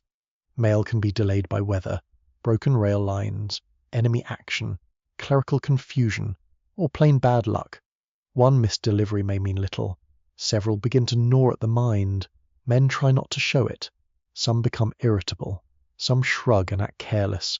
Some drift toward the post point anyway, unable to resist hoping there has been an oversight. Hope is stubborn in camp, though it often arrives wearing thin shoes. Music does a different kind of work. As evening gathers and the smoke hangs low over the company street, someone starts a song. Maybe it begins with a single voice, rough but steady. Maybe a fiddle joins in, thin and sweet above the crackle of the fire. Maybe a banjo plucks out a lively tune while boots tap on frozen ground. The sound travels farther in cold air, slipping past tents and huts, rising above coughs and low talk, stitching separate little circles of men into one larger feeling. Soldiers sing for many reasons. To remember home, to mock officers, to pass time, to raise spirits, to grieve without admitting that grief is what they are doing. Patriotic songs appear, of course, but so do sentimental ballads, comic tunes, hymns, minstrel songs common to the period, and regional favourites brought from farms, towns, riverboats, churches and parlours. Some voices are tuneful, others are acts of courage. No one is holding auditions. The important thing is the shared sound, the simple proof that human beings can still make harmony in a place built for violence. A well-played fiddle can change the feel of a camp street in minutes. Men who looked half frozen begin to smile. Someone claps time against a boot. A pair of soldiers attempt a clumsy dance on hard ground, provoking laughter and shouted advice from men who have no business advising anyone. The smell of smoke thickens as fresh wood is thrown on the fire. Sparks rise, faces glow orange in the dark. Music does not remove hardship, but it puts a little space between a man and his suffering, enough to breathe more freely. Humour lives close beside music. Civil War soldiers were often astonishingly funny, especially when conditions were worst. They invented nicknames, exaggerated complaints, staged mock ceremonies, and turned daily discomfort into material. A miserable ration becomes a legend. A leaking roof becomes a military conspiracy. A sergeant's habits are imitated with wicked accuracy. One odd and delightful truth about camp life is how often men produced handwritten newspapers or comic notices for their own amusement, filling them with jokes, local scandals, fake advertisements, and sharp comments about food or officers. Even in winter, boredom could generate a tiny republic of sarcasm. Games appear wherever there is a little light and a little patience. Cards come out, worn soft at the edges. Dice rattle in a cup or a hand. Checkers boards are scratched onto wood or improvised from whatever pattern will serve. Wagers may be tiny, perhaps a bit of tobacco, a plug of sugar, or the right to the warmest place near the fire. The game matters less than the occupation of mind. Idle thoughts in winter can become heavy quickly. A few rounds of cards keep the dark from pressing in quite so fast. Religious comfort also threads through camp life, sometimes quietly, sometimes with force. A man may read from a pocket Bible by lantern light. A chaplain may gather a small group for prayer or a service in a tent, hut, or open space when weather allows. Hymns drift softly into the night air. For some soldiers, faith sharpens homesickness because it recalls family worship at home. For others, it steadies fear and lends meaning to hardship. The language of providence, duty, and mercy circulates through camp alongside smoke and gossip. Even men who mock pious speeches often grow respectful when the singing begins low and solemn in the dark. There are softer rituals too. A photograph taken from a pocket and studied again. A lock of hair kept in paper. A ring turned around a finger while sitting by the fire. A name carved into a bit of wood with a knife. Men create tiny private ceremonies to hold on to love, memory, and selfhood. The object may be small, but its emotional weight can be enormous. In a place where so much is issued, ordered, counted, and shared, the personal token keeps one corner of the heart uncatalogued. The senses sharpen around these consolations. You feel the dry edge of a folded letter, softened by being opened many times. You hear the small crackle as paper is unfolded near the fire. You smell tobacco drifting through a hut while someone reads aloud from home. You see lamplight or firelight flicker on faces that suddenly look younger when they smile. You feel the warmth of comrades pressed close in a cramped shelter as a song lifts through the rafters. These are not grand scenes for a painting. They are more intimate than that, yet longing is never far away. Songs about rivers, mothers, lovers, fields, or homecoming can leave a room quieter at the end than it was at the start. A man who sang loudly in the chorus may stare into the fire afterward with a look that asks for no questions. Homesickness does not always arrive as sorrow. Sometimes it comes as tenderness so strong it almost hurts. You remember the texture of a table at home, the sound of a familiar door, the smell of fresh bread, the way lamplight fell in a certain room. Winter, with its early darkness and shared firelight, invites such memories mercilessly. Still, these comforts matter because they make endurance human instead of merely mechanical. A soldier can be fed, clothed, and ordered about like a component of an army. He cannot remain whole on that alone. Letters, songs, jokes, games, prayers, and little keepsakes all push back against the flattening force of camp life. They remind you that every man by the fire came from somewhere, belongs to someone, and carries an inner life larger than his blanket roll and musket. Scholars sometimes debate whether morale depends more on leadership, rations, victory, or ideology. All of those matter, but in winter camp, morale also lives in humbler places. It lives in the sound of your name called at mail time. It lives in a familiar hand on a folded page. It lives in a fiddle tune rising over muddy boots and smoky coats. It lives in shared laughter after a hard day and in the quiet after a hymn. These things do not end the cold or shorten the war. They do something gentler and perhaps more miraculous. They help a soldier remain himself while the season tries its best to turn him into nothing but endurance. Night in winter camp is never fully silent. It only changes its voice. Daytime noise sinks away, and in its place come smaller sounds that seem to travel farther through the cold. You hear the fire settle with a soft collapse of coals. You hear boots passing outside on frozen ground or sucking at wet earth when the thaw returns. A horse shifts, harness giving a faint metallic jingle. Somewhere a man coughs in his sleep. Somewhere else 2 voices murmur low, trying not to wake the rest. The darkness feels wide, but it is crowded with thought. You lie under blankets that smell of smoke, damp wool, and the stale memory of many hard nights. The rough fabric scratches your chin when you pull it high. The air near your nose is cold enough to sting.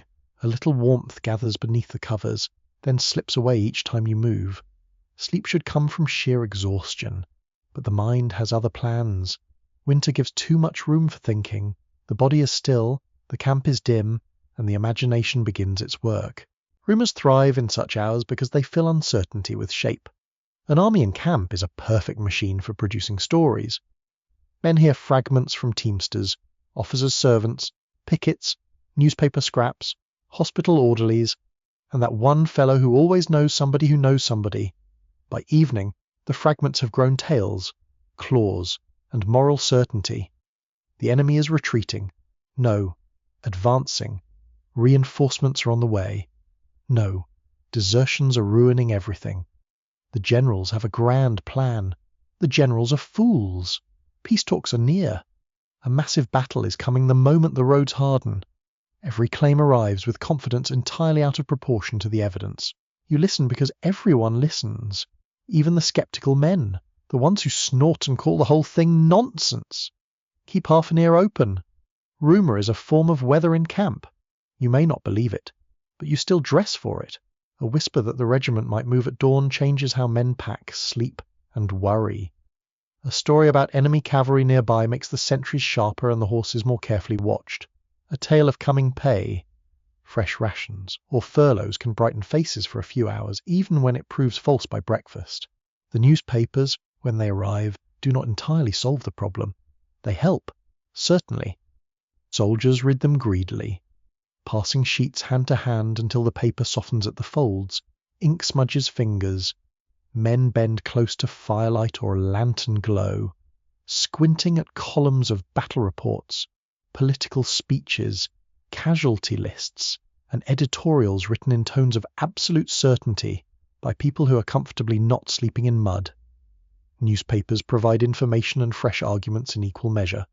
One paragraph can stir hope, anger, laughter, or dread depending on the reader and the hour.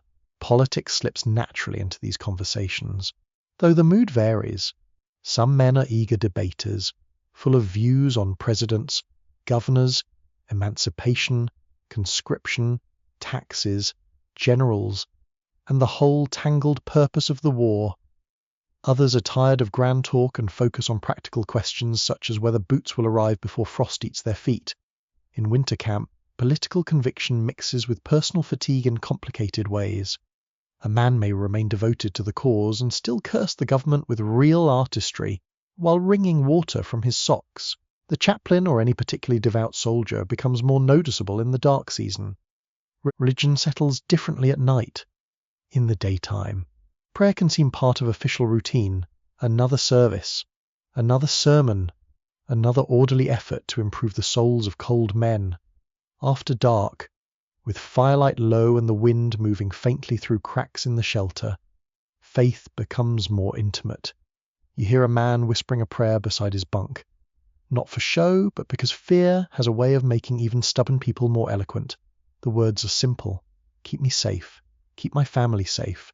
Let this cup pass. Let me endure. Camp revivals and prayer meetings did occur in the Civil War armies, and for some soldiers they were powerful experiences. Hymns sung softly after nightfall could move through the company street with surprising force, a familiar line of sacred music, rising over smoke and darkness, could still a room more effectively than any officer's order. Men who had spent the day grumbling over rations might bow their heads with sudden humility. Others listened from the edges, not quite joining, not quite mocking either. Historians still debate how deep and lasting these wartime religious awakenings were for the average soldier. But there is little doubt that winter nights gave belief extra room to speak. Superstition lives close beside religion, though nobody likes to admit how close. Soldiers develop odd little habits for luck. One always wears a particular scarf when on watch.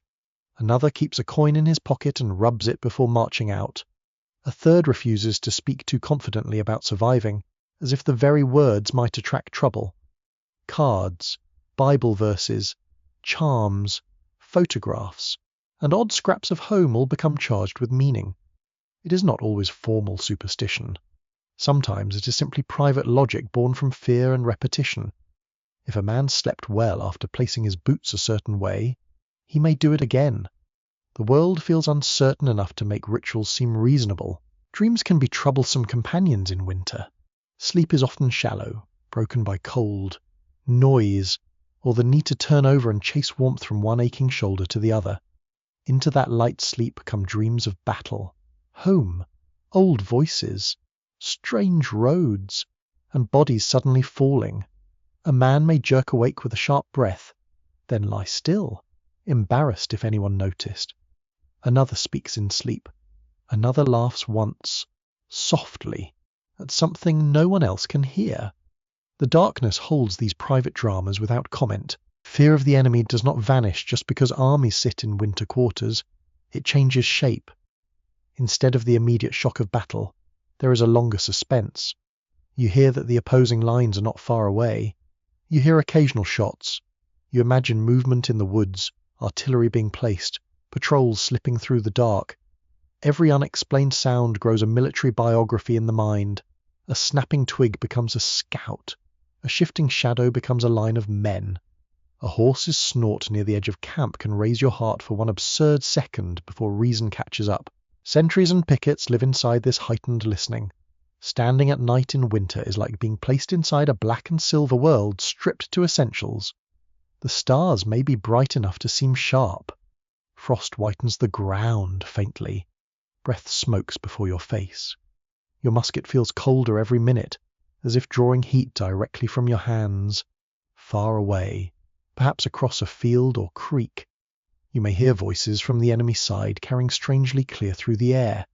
It is one of the oddest sensations in war, knowing that the unseen men beyond the darkness are also cold, also watching, also imagining you. Some soldiers cope with restless nights by talking quietly until fatigue wins.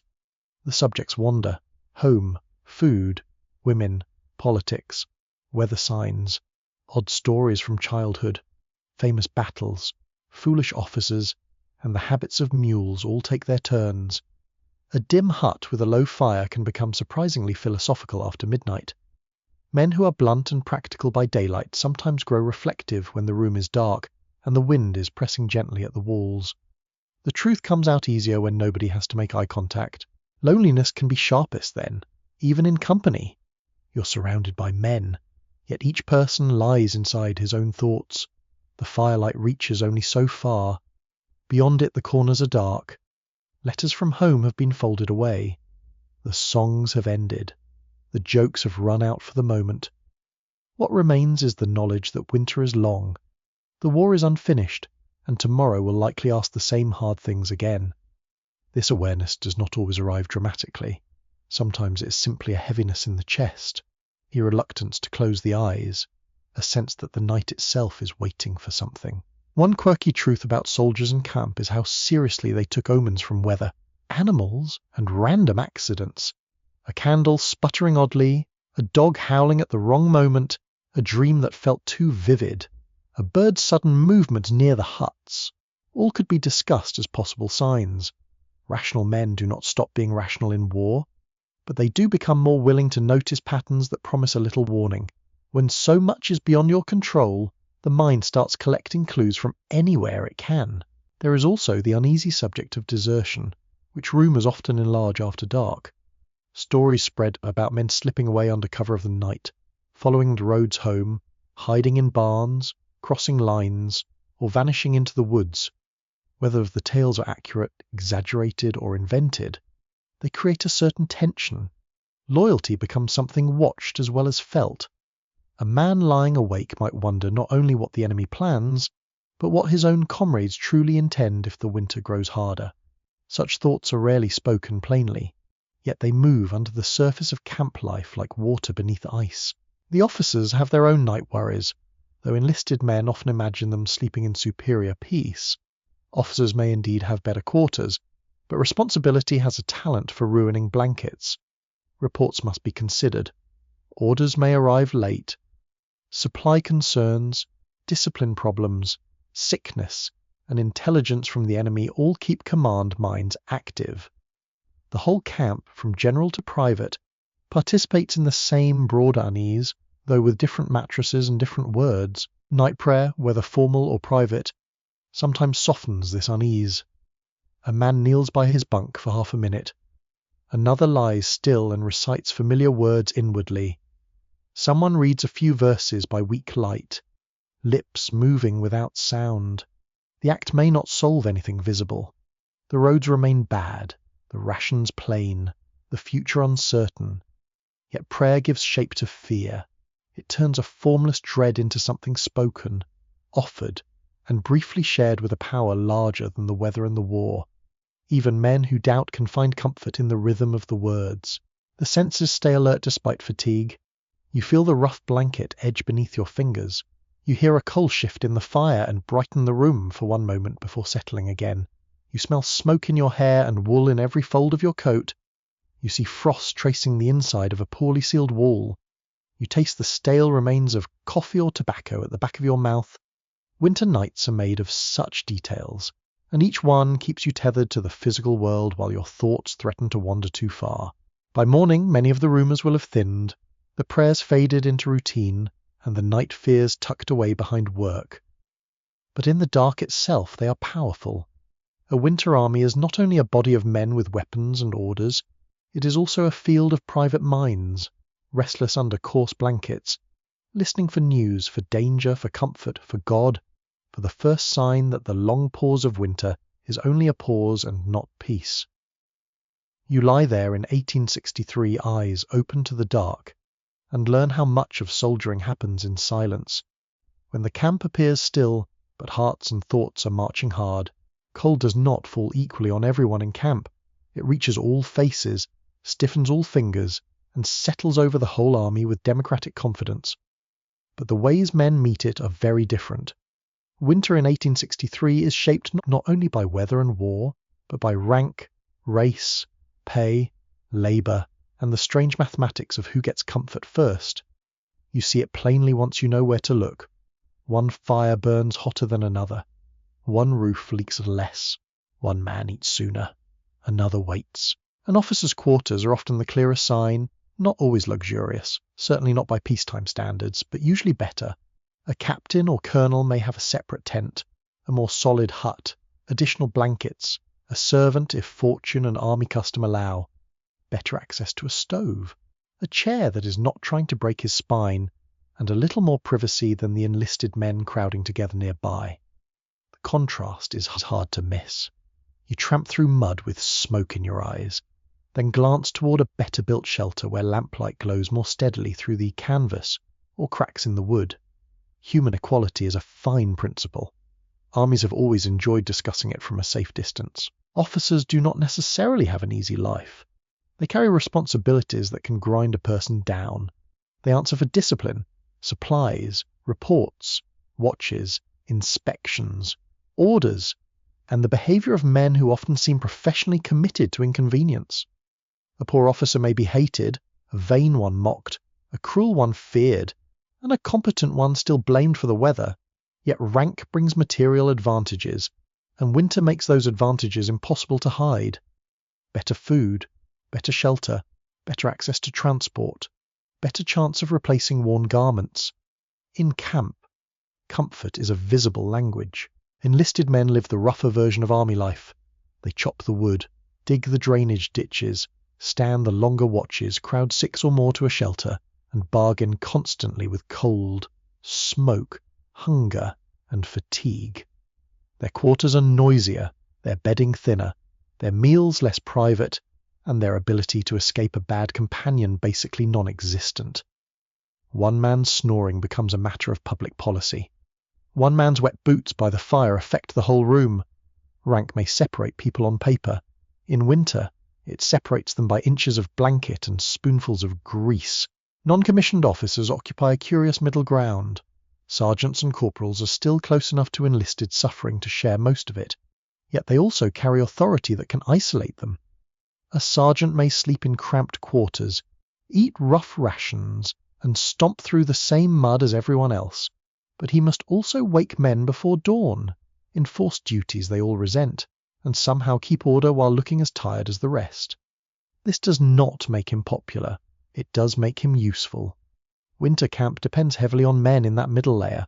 Though gratitude is usually in short supply, race shapes hardship in even harsher ways. By 1863, black soldiers are serving in the Union Army in increasing numbers, especially after the Emancipation Proclamation changed both policy and purpose. Their presence marks one of the central transformations of the war. Yet service does not mean equality. Black troops often receive inferior treatment in pay. Equipment, medical support, labour expectations, and respect from white officers, white soldiers, and the government itself. They wear the same cold on their skin, but the army around them is less willing to shield them from it. Pay is one bitter example. For a time, black Union soldiers were paid less than white soldiers, and deductions for clothing could deepen the insult further. In a winter camp, this is not an abstract injustice. Less money means less ability to buy extra food from sutlers, less chance of replacing worn personal items, less help sent home, and less room for small comforts that make a brutal season bearable. It is one thing to shiver because the weather is bad. It is another to shiver while knowing the institution using your body values it less. Black soldiers were also frequently assigned more fatigue labour, fortification work, and other heavy duties. Sometimes out of military necessity, often out of prejudice, and usually with little gratitude attached. Digging, hauling, building, clearing, carrying, chopping. The whole ugly orchestra of hard labour plays louder around them.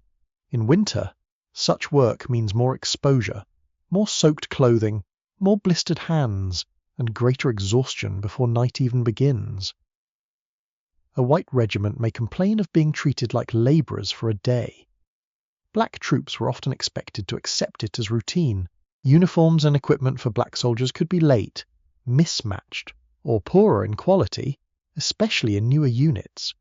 A coat that arrives late in mild weather is a nuisance. A coat that arrives late in a hard winter is a punishment. Shoes that do not fit, blankets too few, tents of lower quality, missing supplies, bad camp placement, any one of these can deepen suffering. Historians still debate how much variation existed from one black regiment to another, because conditions depended heavily on local command and supply. But the broad pattern of unequal treatment is unmistakable. White attitudes within camp add another layer. Some white Union soldiers welcomed black troops, or at least came to respect them through service. Others remained contemptuous, hostile, or openly racist. Shared hardship does not automatically create brotherhood. War is not that tidy. A black soldier in winter camp may face not only cold, poor pay, and heavy work, but also insult, suspicion, and the exhausting need to prove his courage to men who have already decided not to see it. That burden has no issued blanket. Confederate camps present their own inequalities, shaped by class and command rather than black enlistment in the same formal sense. Officers enjoy their advantages there too, and enlisted Confederates often suffer more sharply from shortages than their Union counterparts. But class differences matter as well. Men from wealthier backgrounds may have access to better clothing sent from home, stronger family networks, private funds, or social familiarity with officers who can quietly improve a situation. Poorer soldiers do not arrive with those invisible cushions. Winter reveals all such hidden padding with rude clarity. Servants, both military and civilian, also move through this world of unequal hardship. Officers may have enslaved servants in Confederate camps or hired attendants and detailed servants in Union contexts. These men perform labor that keeps officers warmer, better fed, and more orderly. They fetch water, chop wood, clean quarters, prepare food, care for horses, and carry messages. Their own comfort is rarely the priority. The army may praise command while the servant stands outside in the smoke and cold doing the work that makes command look composed. Sick men feel inequality sharply too. A private laid up in a crowded hospital tent with poor bedding experiences illness differently from an officer who can recover in better quarters with more privacy, lighter duties, and quicker attention. The same fever behaves differently when one patient has a cleaner shirt, softer bed, better broth, and fewer bodies coughing around him. Medicine in wartime is never fair, but rank often nudges the scales. Food draws the distinctions in ways impossible to ignore. Officers may supplement rations with privately purchased goods, preserved foods from home, or meals prepared with more care by servants or cooks. Enlisted men stare into their salt pork and hard bread while imagining such abundance with philosophical resentment. Sutlers sell extra items, but only to those who can pay. A little cheese, a better coffee, preserved fruit, boots, gloves, stationery, tobacco, perhaps even canned oysters in some bizarre triumph of logistics. All these circulate unevenly through the camp. Winter turns small luxuries into giant moral questions. Mail also exposes unequal worlds. The well-connected officer may receive parcels, newspapers, and thick correspondence more reliably than the farm boy whose family struggles with postage, literacy, or disrupted routes. A literate soldier can read and write his own letters.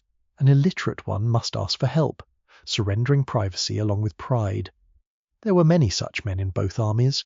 A comrade or camp scribe might kindly write for them, but dependence has its own sting.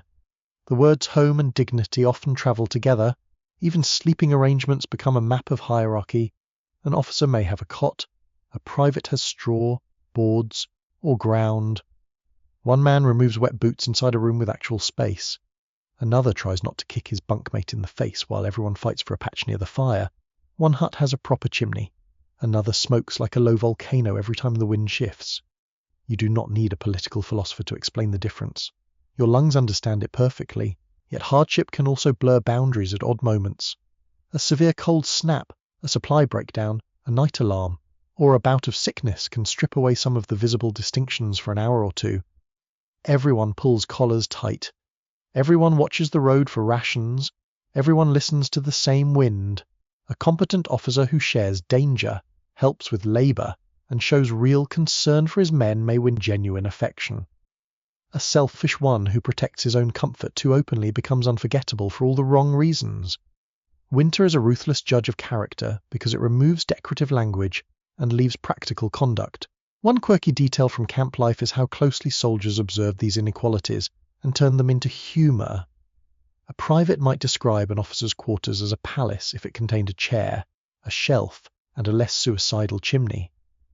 Men joked about headquarters coffee as if it were brewed by angels, while the rank and file drank ditch water politely introduced to beans. Such sarcasm was not mere complaining. It was social commentary in boots. There were also meaningful acts of fairness. Some officers shared food, lent blankets, secured better medical attention, or fought bureaucracy for their men. Some communities and aid groups sent supplies specifically for black regiments or poor companies. Some literate soldiers wrote letters for their comrades without a trace of condescension. Some men divided parcels from home with real generosity. Winter camp could expose selfishness, but it also revealed decency in practical forms. A split loaf, a loaned scarf, a place nearer the fire, a hand with a shovel. Kindness entered the record not through speeches but through use. Scholars still argue over how much inequality in camp directly shaped long-term morale and combat effectiveness. Because armies are complex bodies and men endure a great deal without immediately breaking, but daily unfairness leaves marks. It teaches who is valued, who is used, who receives comfort by default, and who must earn every scrap of it twice. The cold makes those lessons unforgettable, because the body feels them alongside the mind. You look across the Winter Army and see not one shared experience, but many layered ones.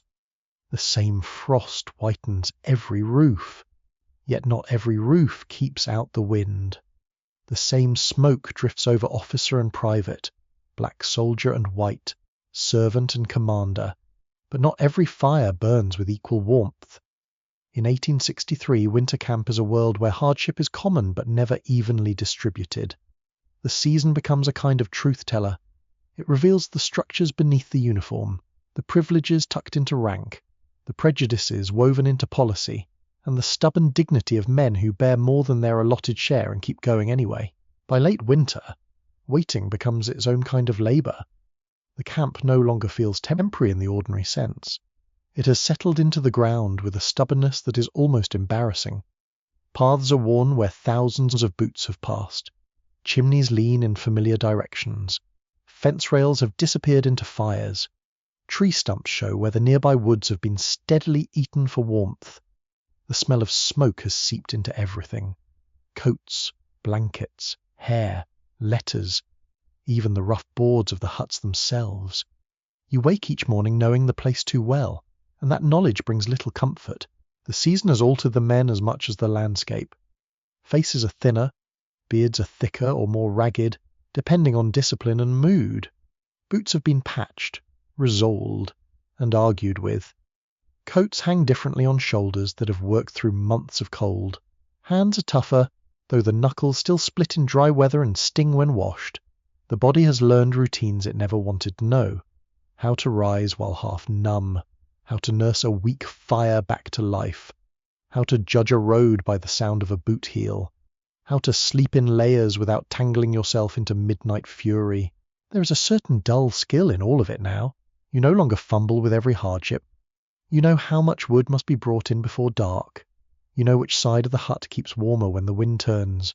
You know how to save the driest socks for the worst day rather than the nearest one.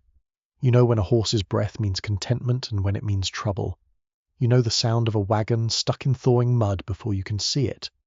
War in winter has become less shocking and more intimate, which is somehow more exhausting. The weather begins to change in little treacherous ways. A mild afternoon suggests mercy, and men step out into softer air almost cheerful enough to look foolish. Water drips from eaves. Snow shrinks into dirty ridges along the camp streets. The ground loosens at the top. Then night falls clear and sharp, and by morning every puddle wears a crust of ice. Hope in winter is always on probation. A warm spell may mean only deeper mud tomorrow. Mud becomes the rival of frost as the season turns. Camp streets grow slick and churned. Wheels carve ruts. Mules pull with lowered heads. Flanks steaming in the damp air. Shoes gain weight with every step. The smell changes too. Less knife-sharp cold, more wet earth, rotting straw, trampled manure, and the green hint of thaw rising from the ground. You can almost believe spring is near until a cutting wind arrives and reminds you that belief is not a military supply item.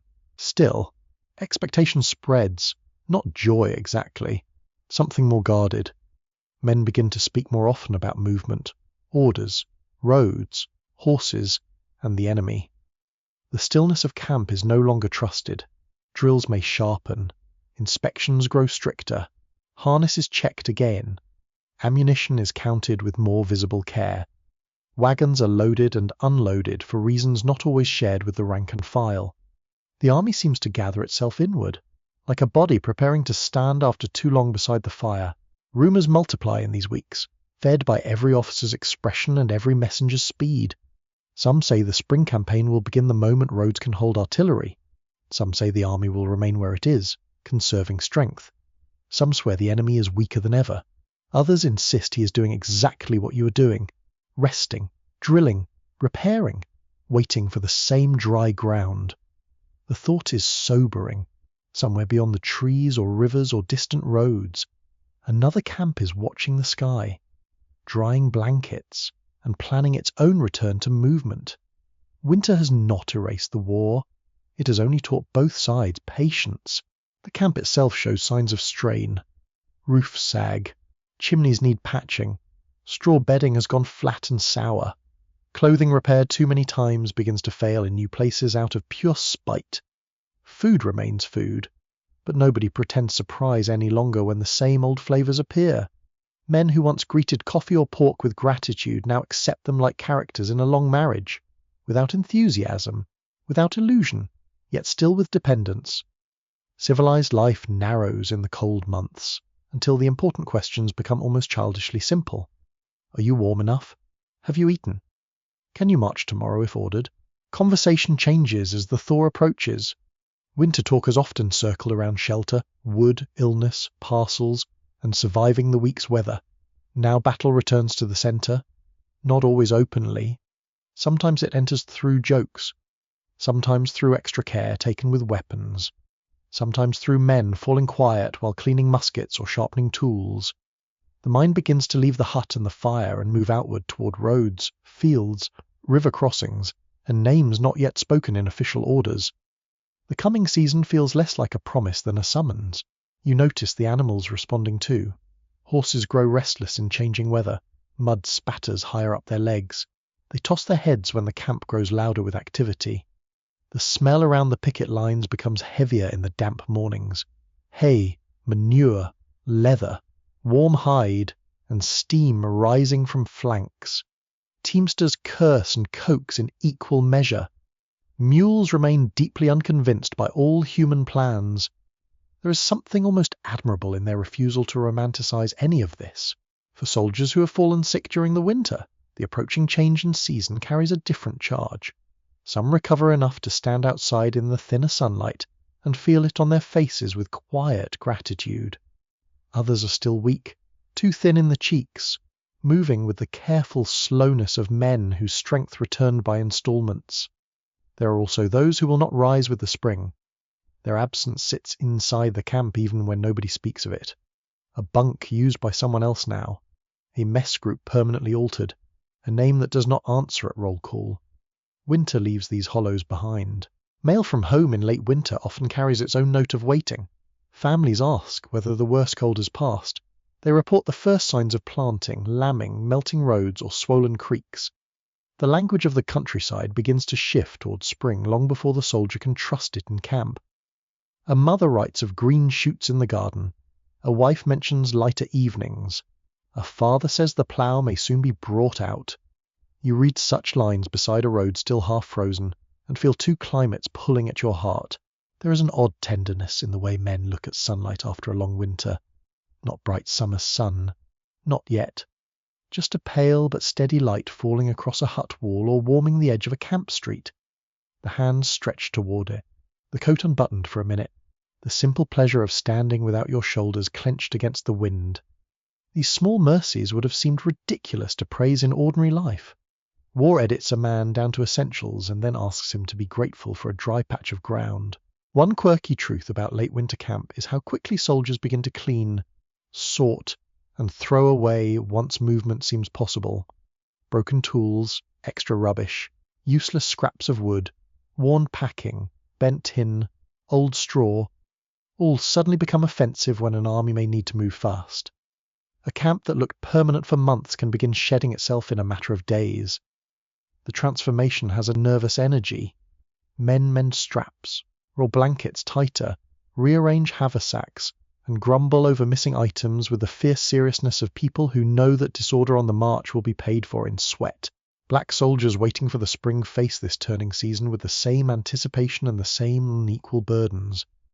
Many know that harder campaigning may also mean greater chances to prove their courage under eyes still doubtful or hostile.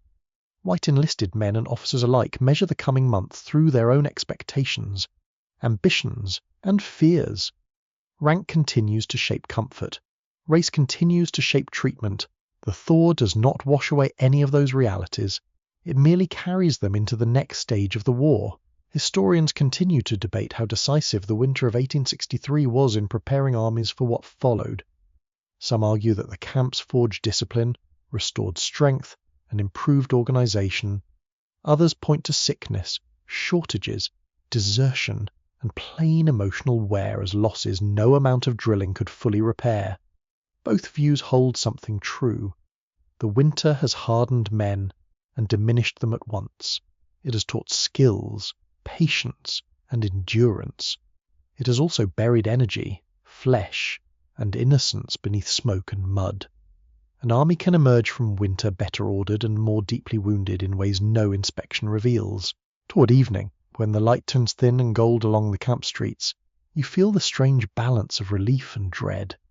Relief that the deepest cold is loosening. Dread because movement means battle may not be far behind.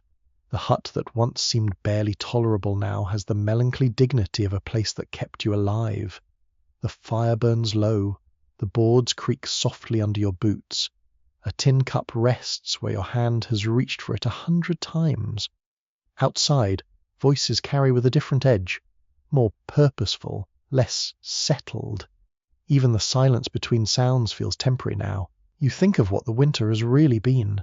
Not a pause, not a blank space between dramatic events. It has been a full life of its own, built from cold mornings, smoke-filled shelters, poor meals, sore feet, coughing nights, letters folded carefully in pockets, songs rising over frost, prayers whispered into blankets, and all the unequal burdens the army laid upon her different backs. It has been labour without applause, endurance without ornament, the sort of history that rarely stands in paintings, yet fills far more hours than battle ever could. And now the season begins to loosen its grip. Water runs where ice once held. Wheels sink where sledges might have slid. Birds return in small numbers, absurdly confident things hopping through a world still scarred by military boots. The air smells sometimes of thawed earth instead of pure smoke. A wind may arrive carrying not just cold, but a hint of wet bark and distant grass. These are quiet changes, but they gather force. The army notices. You notice. The body notices first of all. So you stand in camp at the edge of spring, feeling damp ground under worn soles, hearing wagon chains clink, smelling wood smoke mingle with the scent of thaw, and understanding that winter has marked you more deeply than any single day within it. The hardship has become memory even before the season fully ends. Soon the roads will call. Soon the muskets will leave the racks more often than the walls. Soon the waiting will end and a different trial will begin. But here, in this final stretch of the cold months, you know what the winter has cost and what it has made. It has reduced life to warmth, food, shelter, company, faith, and the plain stubborn act of carrying on. It has shown you how much of soldiering lies not in charges and shouting, but in surviving the long, slow test between storms. Now the camp quiets for the night, and the last of the coals give off their patient glow. You settle beneath the blanket and let the sounds grow softer around you. A wheel no longer creaks. A horse stamps once, then stands still. The wind passes lightly over the roof as if it has grown tired of quarrelling. In the darkness, the rough boards, the folded coat, the tin cup, and the worn boots all seem gentler than they did in harsher weeks. You breathe in the familiar scents of smoke, wool, and cooling ash. And they no longer feel only harsh. They feel known. The cold that once arrived like an enemy now drifts at the edges of the room, quieter, less absolute, far away.